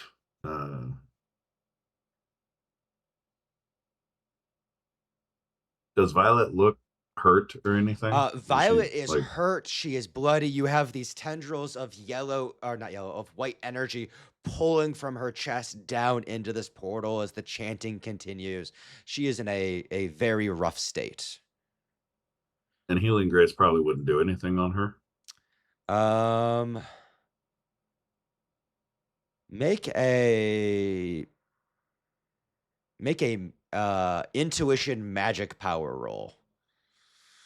I don't know if you know magic, but that's a chance to get a +2 and in addition to your +2 from intuition. No.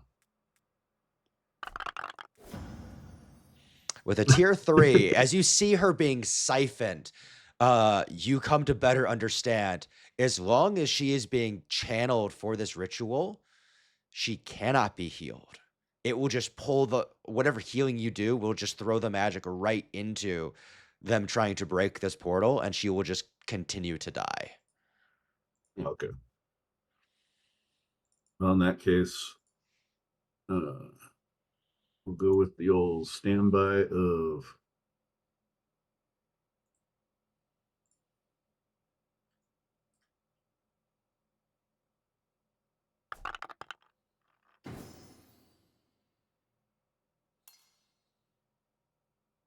that, and then I really am tired of being surrounded. Good old Lightfall. Especially by this guy. Oh, wait. Roll dice.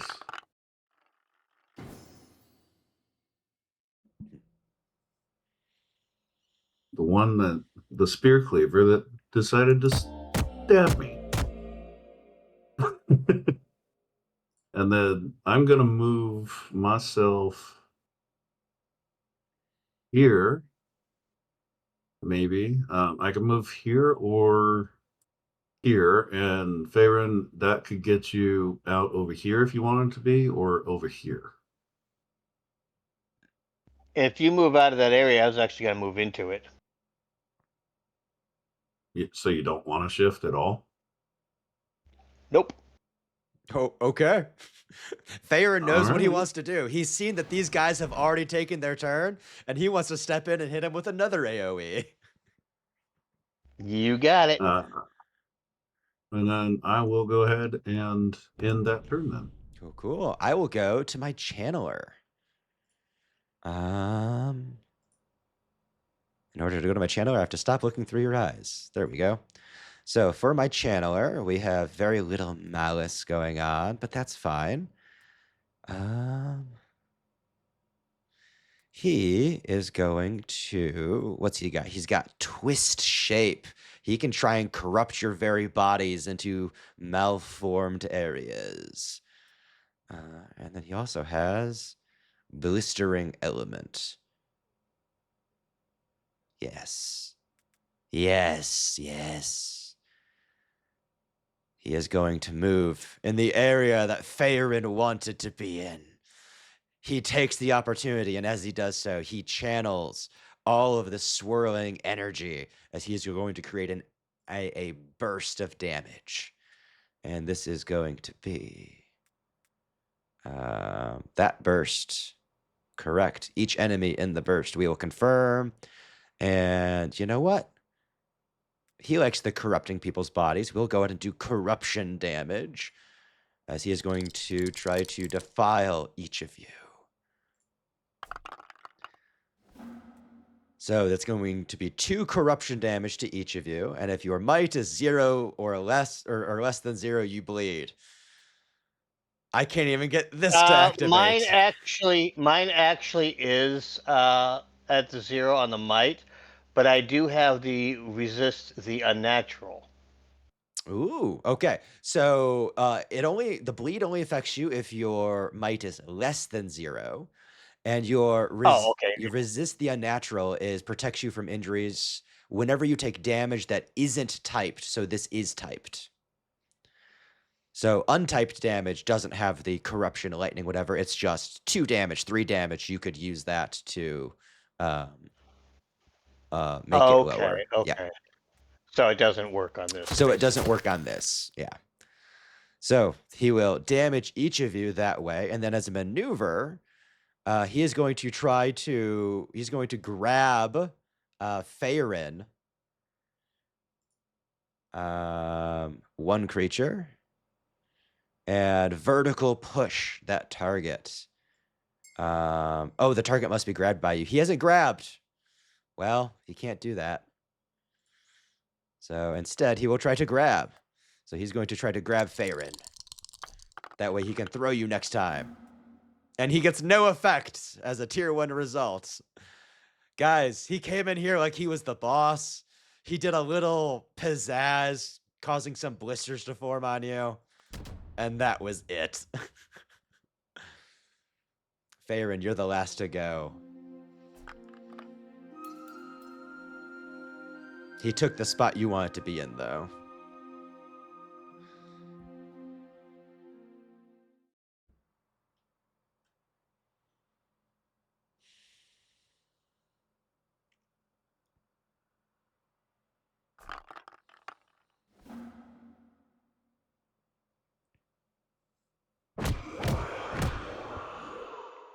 Ooh.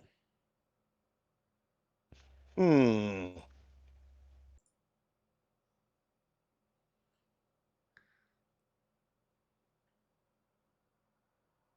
Okay, as your psychic pulse damages each of them a bit.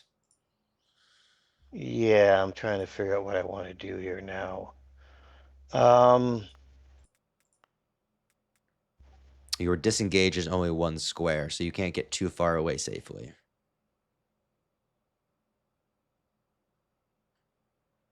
Well, it would reduce the opportunity, but yeah, I hear you.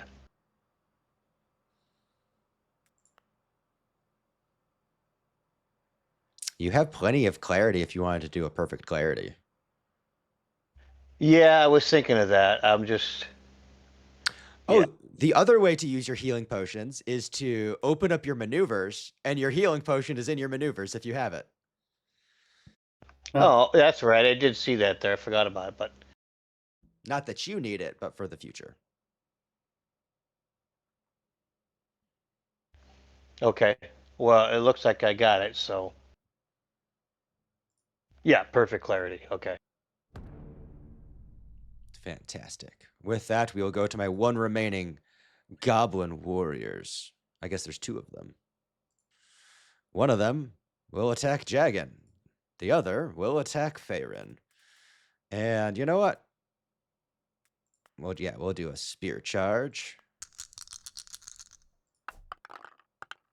for 4 damage on Faerin.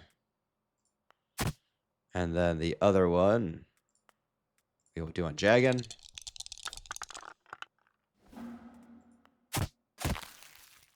And then they will both do their 8 attacks for whoever attacks the 2 of you next. As they are pulling and snagging and trying to set you up, trying to grab your face, pull it to the side, find a good area to hit you, and that'll be the end of their turn. With that, we go to the 1 remaining Violet. On Violet's turn, the energy continues to surge, pulling life from her as the channeler continues to chant. Violet takes 2 points of damage at the end of her turn. It's up to any of you. Yes, we have learned that Jagan cannot heal her and she is taking turn-by-turn damage. Okay. Kill the channeler. Oh my god. I'll also say Yep. that the spine breakers and stuff, they're also chanting. You can't just kill one guy to get the ritual to stop. Oh, okay. Jagan, would you like to do another Lightfall? Sure. Are you saying that having him take his turn, or are you going to take your turn and have him do it? I was going to take my turn, have him do it, and then he could take his turn and do it again. Well, I think if I can have a light fall, I have something else in mind for if I can do my turn from further Okay. away. Okay. Then I will take my turn. I will give you strike now. Ooh, I could do Holy Lash from here, but I'm just going to do light fall.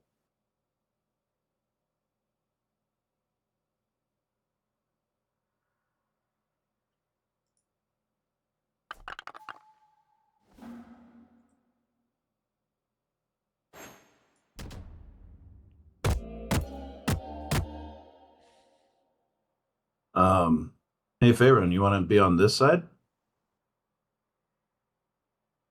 Yeah, still gonna hold. Okay.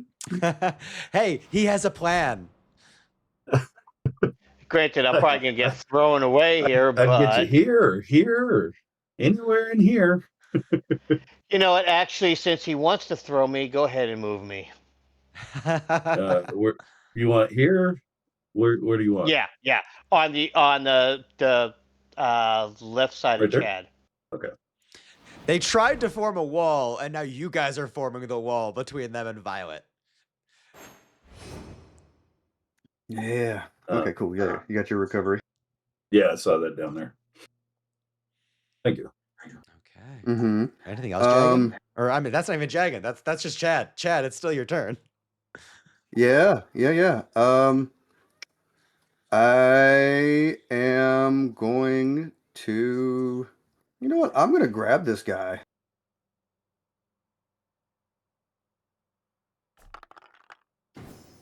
The target is grabbed by you. They may make a melee free strike against you immediately before becoming grabbed.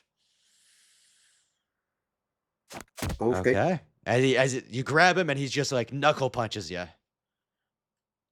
What does the grab do? Is that restrain or? So grabbed makes probably so that he can't move away from you. Let's look at him. Let's grab him. Let's look at grabbed. Oh, it went away. That was an accident. So we will grab him once again. The creature is grabbed. You're not telling me what it does. I think it makes his movement 0. I will double check elsewhere. Okay. That is fine. Does that mean he has to move with me when I move? See, now you're asking big questions. We're learning. Let's go ahead and... I think Chad wants to throw somebody on a platform. Uh-huh. That's fine. I'll get you the answers that you so desperately want because you don't want me to just give it to you. Can't be force moved except by a creature, object, or effect that has them grabbed. So,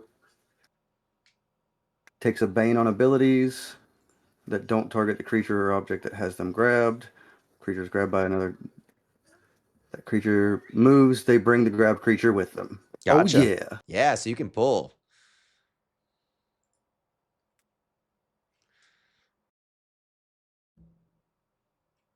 Yeah, so I'm going to drag this guy Over the rock's in rock? my way. Yeah, the rock's in my way. The materialized rock? You know what? If I just move here, drag him towards me, I can just flip him around into this thing next turn. Okay, yeah, if that's what you want to try next turn, by all means, man. Hey, No? if you weren't there, that would help. If I wasn't here. If you weren't there, that would help. Okay, You can, yeah, I can do that. Would that be better for you? I think so. Okay. Yeah. Whoa. Attacks Why attacks of am I taking opportunity are damage? happening everywhere. This bugbear has a feature that allows him to do like massive attacks of opportunity, I guess. Okay. Okay. I guess I'll take that. Um. That is the end for me. Okay. I will go straight to my bugbear. I want to see what this twist shape 5 mouse ability is. It is range 5.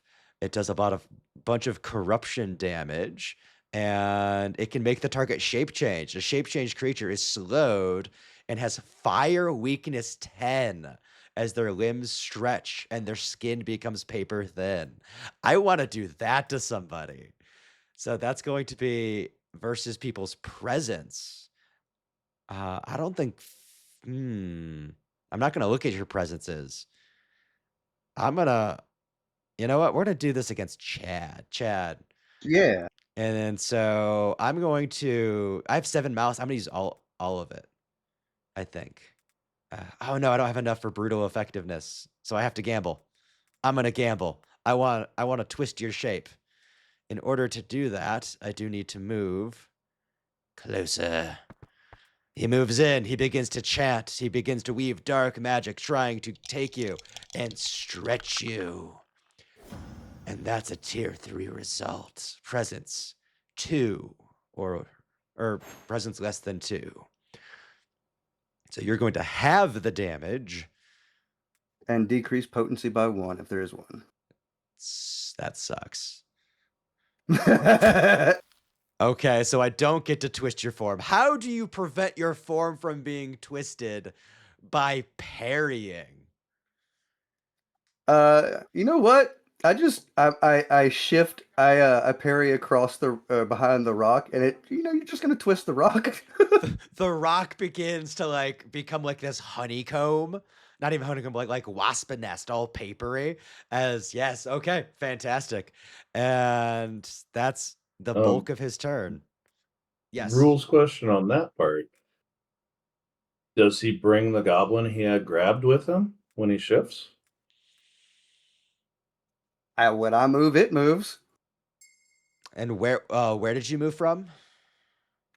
I was right here, so he would move on top of the rock, I guess. Yeah, he's on. Yeah, Yeah. yeah, he's just gonna follow along. Okay. This is weird. That's the end of the channeler's turn. Mind if I go here, Jargon? Go ahead. Love it when people have a clear idea and they want to do something.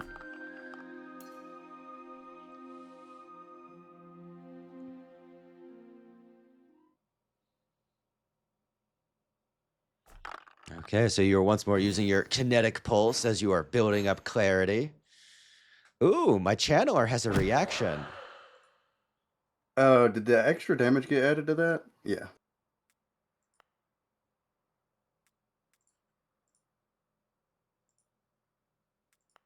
Take him out of the wall. Take him out of the wall. As you hit him into the Didn't know wall. I could push him into the wall like that. An ally within distance takes damage. Opportunity catcher. A size 1 creature object is force moved within distance. Okay, I have missed something he could have done, but that's fine. He'll use it in the future. Okay, as you have killed another of the spine cleavers, we have a few warriors and spine cleavers left, as well as our channeler.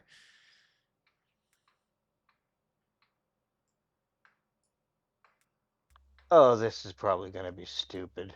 Do it. But I want to do it. Yeah. Do it.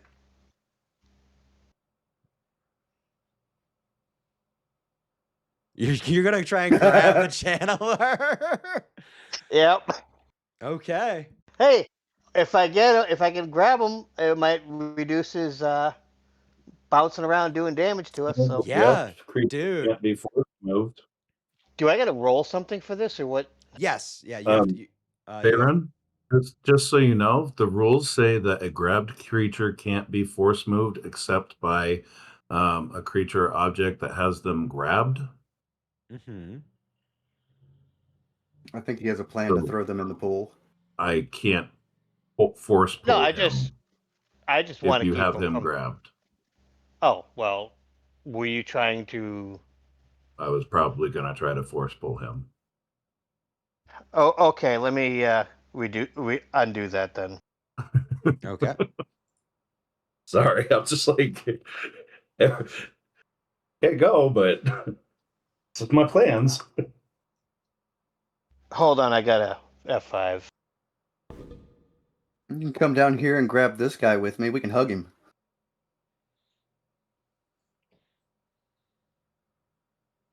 Well, I made my attack, but I have another idea.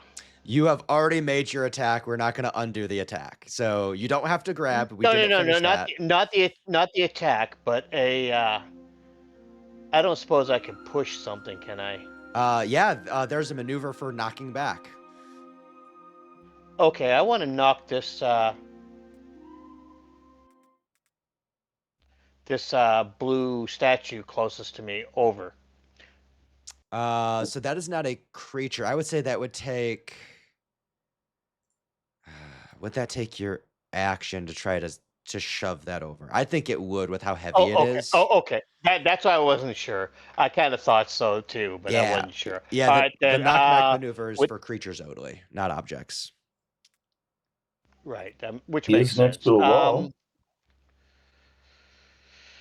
Oh yeah, you can move up one and knock back the channeler into the wall again.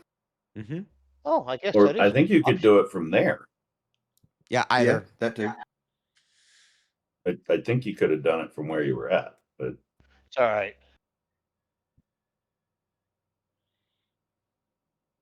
Okay, so now you have to see how far you push. And he has no stability, I guess. So that's another 4 damage as both through telekinesis as well as your own might, you just continue to slam him into the wall like the Russian to Thomas Jane's head in The Punisher. Just tell him stay there. That is a very narrow reference. You may want to move one for a clear pull path for Jagan. thank you. Cool, cool. With that, I have a couple spine cleavers and I have a couple warriors left. I have no malice, I don't think. I think I used it all. No, I have 2 malice. So yeah, we'll go ahead and we will do. We'll do the spine cleavers. So first spine cleaver is going to do an axe attack on Chad. He has a bane because he's been grabbed by Chad. And he tried to like swing his axe to like, clobber you into the phase portal, but your stability is too much. We go to the other spine cleaver. Not that one. Where's the other one? And he is going to move up to Jagan, and he as well is going to. Oh, wait. That's a warrior, not a spine cleaver. I activated the wrong. That's fine. Oh man, I think you only got one cleaver left. Yeah. Well, see, the thing is, I clicked the wrong starting. So I'm just gonna use the cleavers, and then I'll use the warriors next time. Or oh yeah, because that's why it's the captain that's going. Yeah, that's what's going on. And he will try to bury the point in Jagan. And it's not ever gonna work. But it does more damage.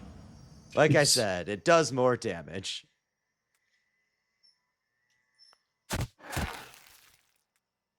And as he stabs you, he then begins to shake the spear, the crit allowing him to go again. As he continues to die as he shakes the spear inside you. And that will be the end of the turn. Jagan, you're the only one left.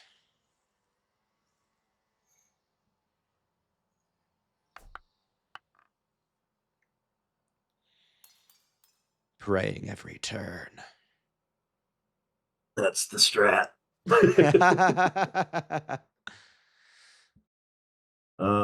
Let's see. This guy's here. Kind of ruins a little bit of what I was trying to do.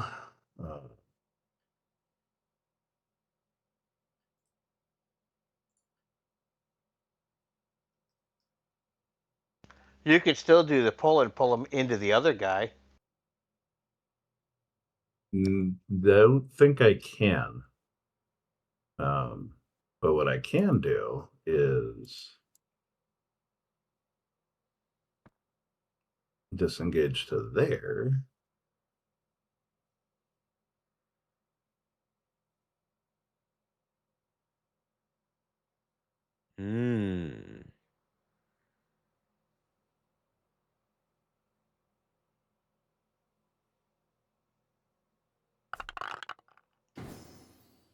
That'll do it.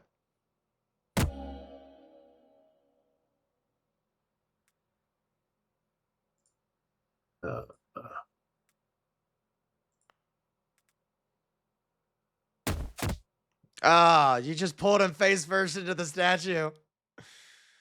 I like that. That was good. Oh, that's painful. Come here. He is not doing well, guys. He's trying to continue the chant for broken teeth.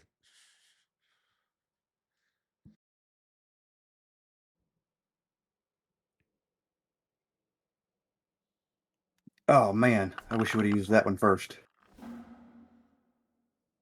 Oh, It would have given me a focus to hit the channeler more. Sorry. You got one now. That is going to be my turn. Okay, with that, we have the two warriors remaining to the north. And one of them is going to move in on Farron. The other is going to move in on Jagan. And they're going to make their spear charges. So we will spear charge Jagan for a tier 5 for 5 damage. Tier 3 for 5 damage. He gets damaged back, and then the other one will spear charge Farron. And that is a tier 4 as well.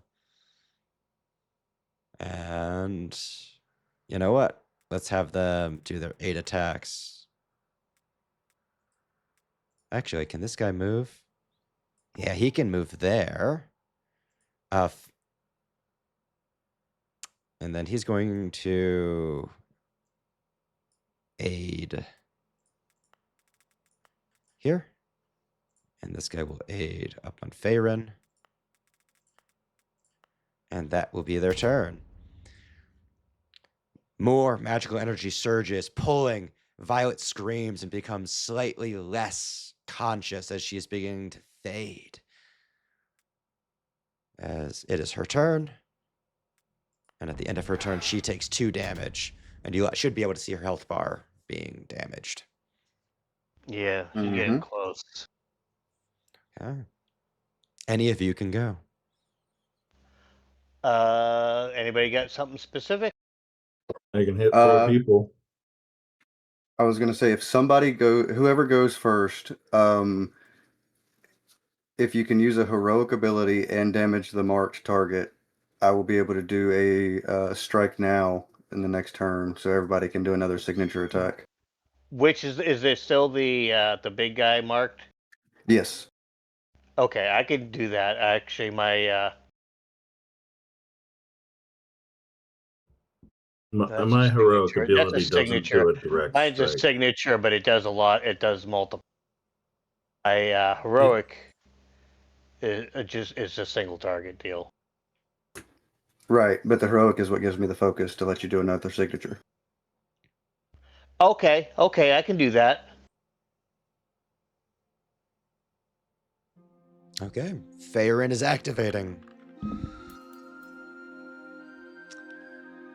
Getting a full 3 piety as you are going to smolder the channeler for 8 damage and reason 1 weakness. As you go to the marked target, Chad just yelling out, "We have to take them down."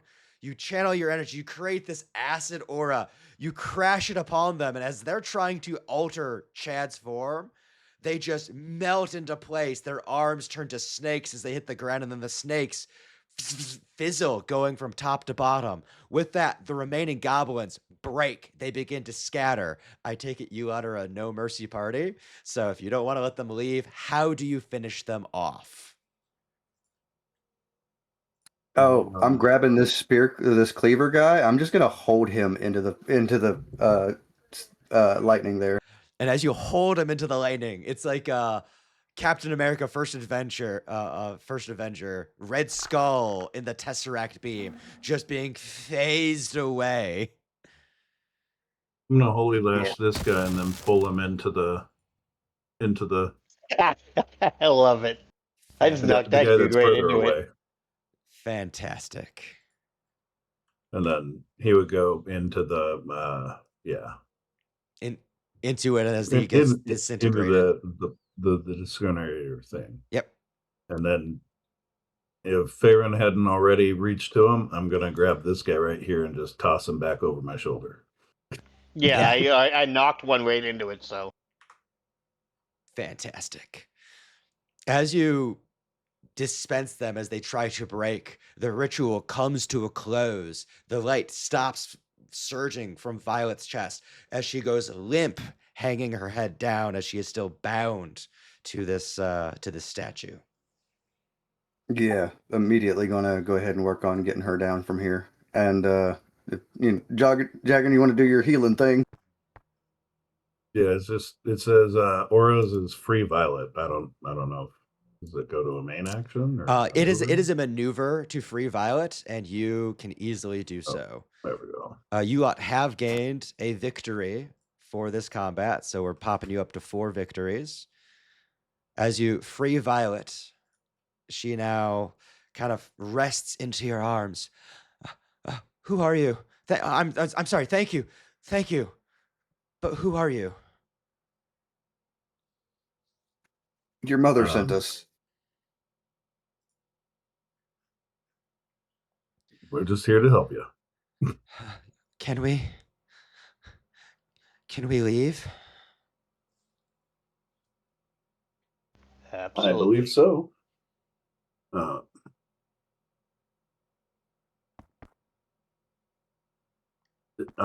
Did any you guys want to look around in here for anything? Because I'll carry her outside. Yeah, I did. I'm gonna be looking around on the walls on these statues. I want to see if there is another potential way to open this whatever we're trying to or they were trying to open. We could also come back. Yeah. So as you look around this area looking for information as to the situation, your vision comes back to the inscription on the far wall. Kind of like overlooking that giant surging barrier that they were trying to sacrifice Violet to open. You know what? Didn't it say something about being worthy or something? I don't know. I feel like this is very Captain America or Thor. I'm just gonna step into it. You immediately take 3 points of damage and get shunted to the side. But yeah, the inscription does say, Ulysses' cup shall remain free from the hands of the unworthy, turn back or perish. I honestly don't think there's anything here, Monkey. I think there's something here, but I think we could probably come back and discover it later. Okay, okay. Then I'll walk with you. Okay. As two of you are walking Violet out, Farin, is there anything else you are interested in this chamber? No, I'm not convinced that there's much there, but I could be wrong too. So Okay. Well, with that, you lot will slowly make your way back up out of the tomb, taking Violet with you.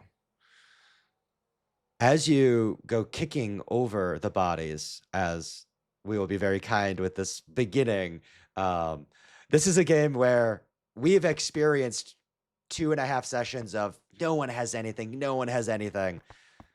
Trap. You've hit the trap. The goblin channeler actually does have stuff, so there is stuff for him to loot. Oh, Yes. 2.5 sessions of nobody having anything, which is why I'm not letting you just walk away without it. So as a learning for the future, yeah, try and loot stuff because sometimes they do have stuff. Hey, hello, editing Joshua here. So a note on this looting of corpses at the end of the first part of the Delian Tomb. After that second combat, the first room in the dungeon, that our players managed to mouse around and find some loot for themselves on the Codex itself. They then took that information, and in this final room, they were mousing around looking at the different skulls of where all the monster tokens had been reduced down to just these points of where they had been killed, and they found nothing. And that makes complete sense with this early figuring out of how the Codex works. We've already seen one instance where the Codex itself, like a video game, shows you where loot is and you can find it. And that's not how everything is programmed in the Codex. So it's important to remember that this is still a role-playing game. It is important to note that there is still that I search the room aspect to playing in the Codex, because you won't just necessarily find everything without searching around. I know some directors are individuals that prefer the moment everything's dead, you just immediately jump into, hey, you find this. That's an awesome way to play it. I didn't choose to play it that way, and there was some assumptions being made from previous experience in this very adventure. And so, yeah, just be careful, be a benevolent director, benevolent game master, treat your players as if they always have the benefit of the doubt, because in this case, they were actually searching for treasure and they found nothing based off of the rules that they thought were established. So, yeah, just remember the Codex, especially still in the beta, but in general, is a virtual tabletop. It is a means for helping to interface with your players and your monsters and your directors and all that. But it is not a video game that has everything programmed. There's still the need to openly communicate with each other. And yeah, so we'll go back to the game. I just wanted to make that note because it was something that was very important, but happened after the recording ended. And maybe I should have had a bit more Q&A with the players in the moment instead of just taking the reins. But yeah, we're all learning, and we'll get back into the game. The channeler is wearing this a ring that appears to be covered in dried blood, which returns every time you wipe the blood away. As you search his robes, you find that there is a second similar band to that one.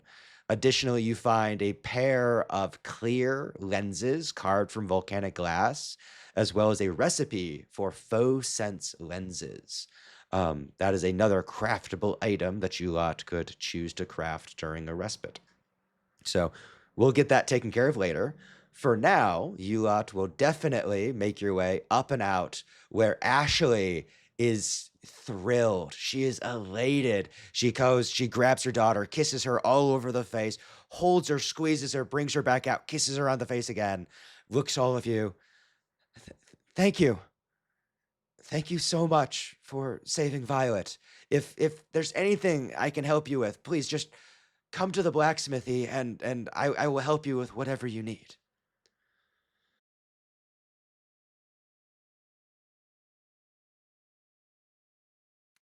well, I don't think there's much I need at this point, but if I ever do, We'll keep it in mind. Unless you got some stew. Yeah, we can make some of that up. At which point Violet kind of looks to Ashley. What do you mean we can make it up? We always eat at the tavern. Right. Well, Alara can make it up. With that, you lot proceed back about the hour, 2 hour journey to get back to Broadhurst. And that is where we are going to call our session.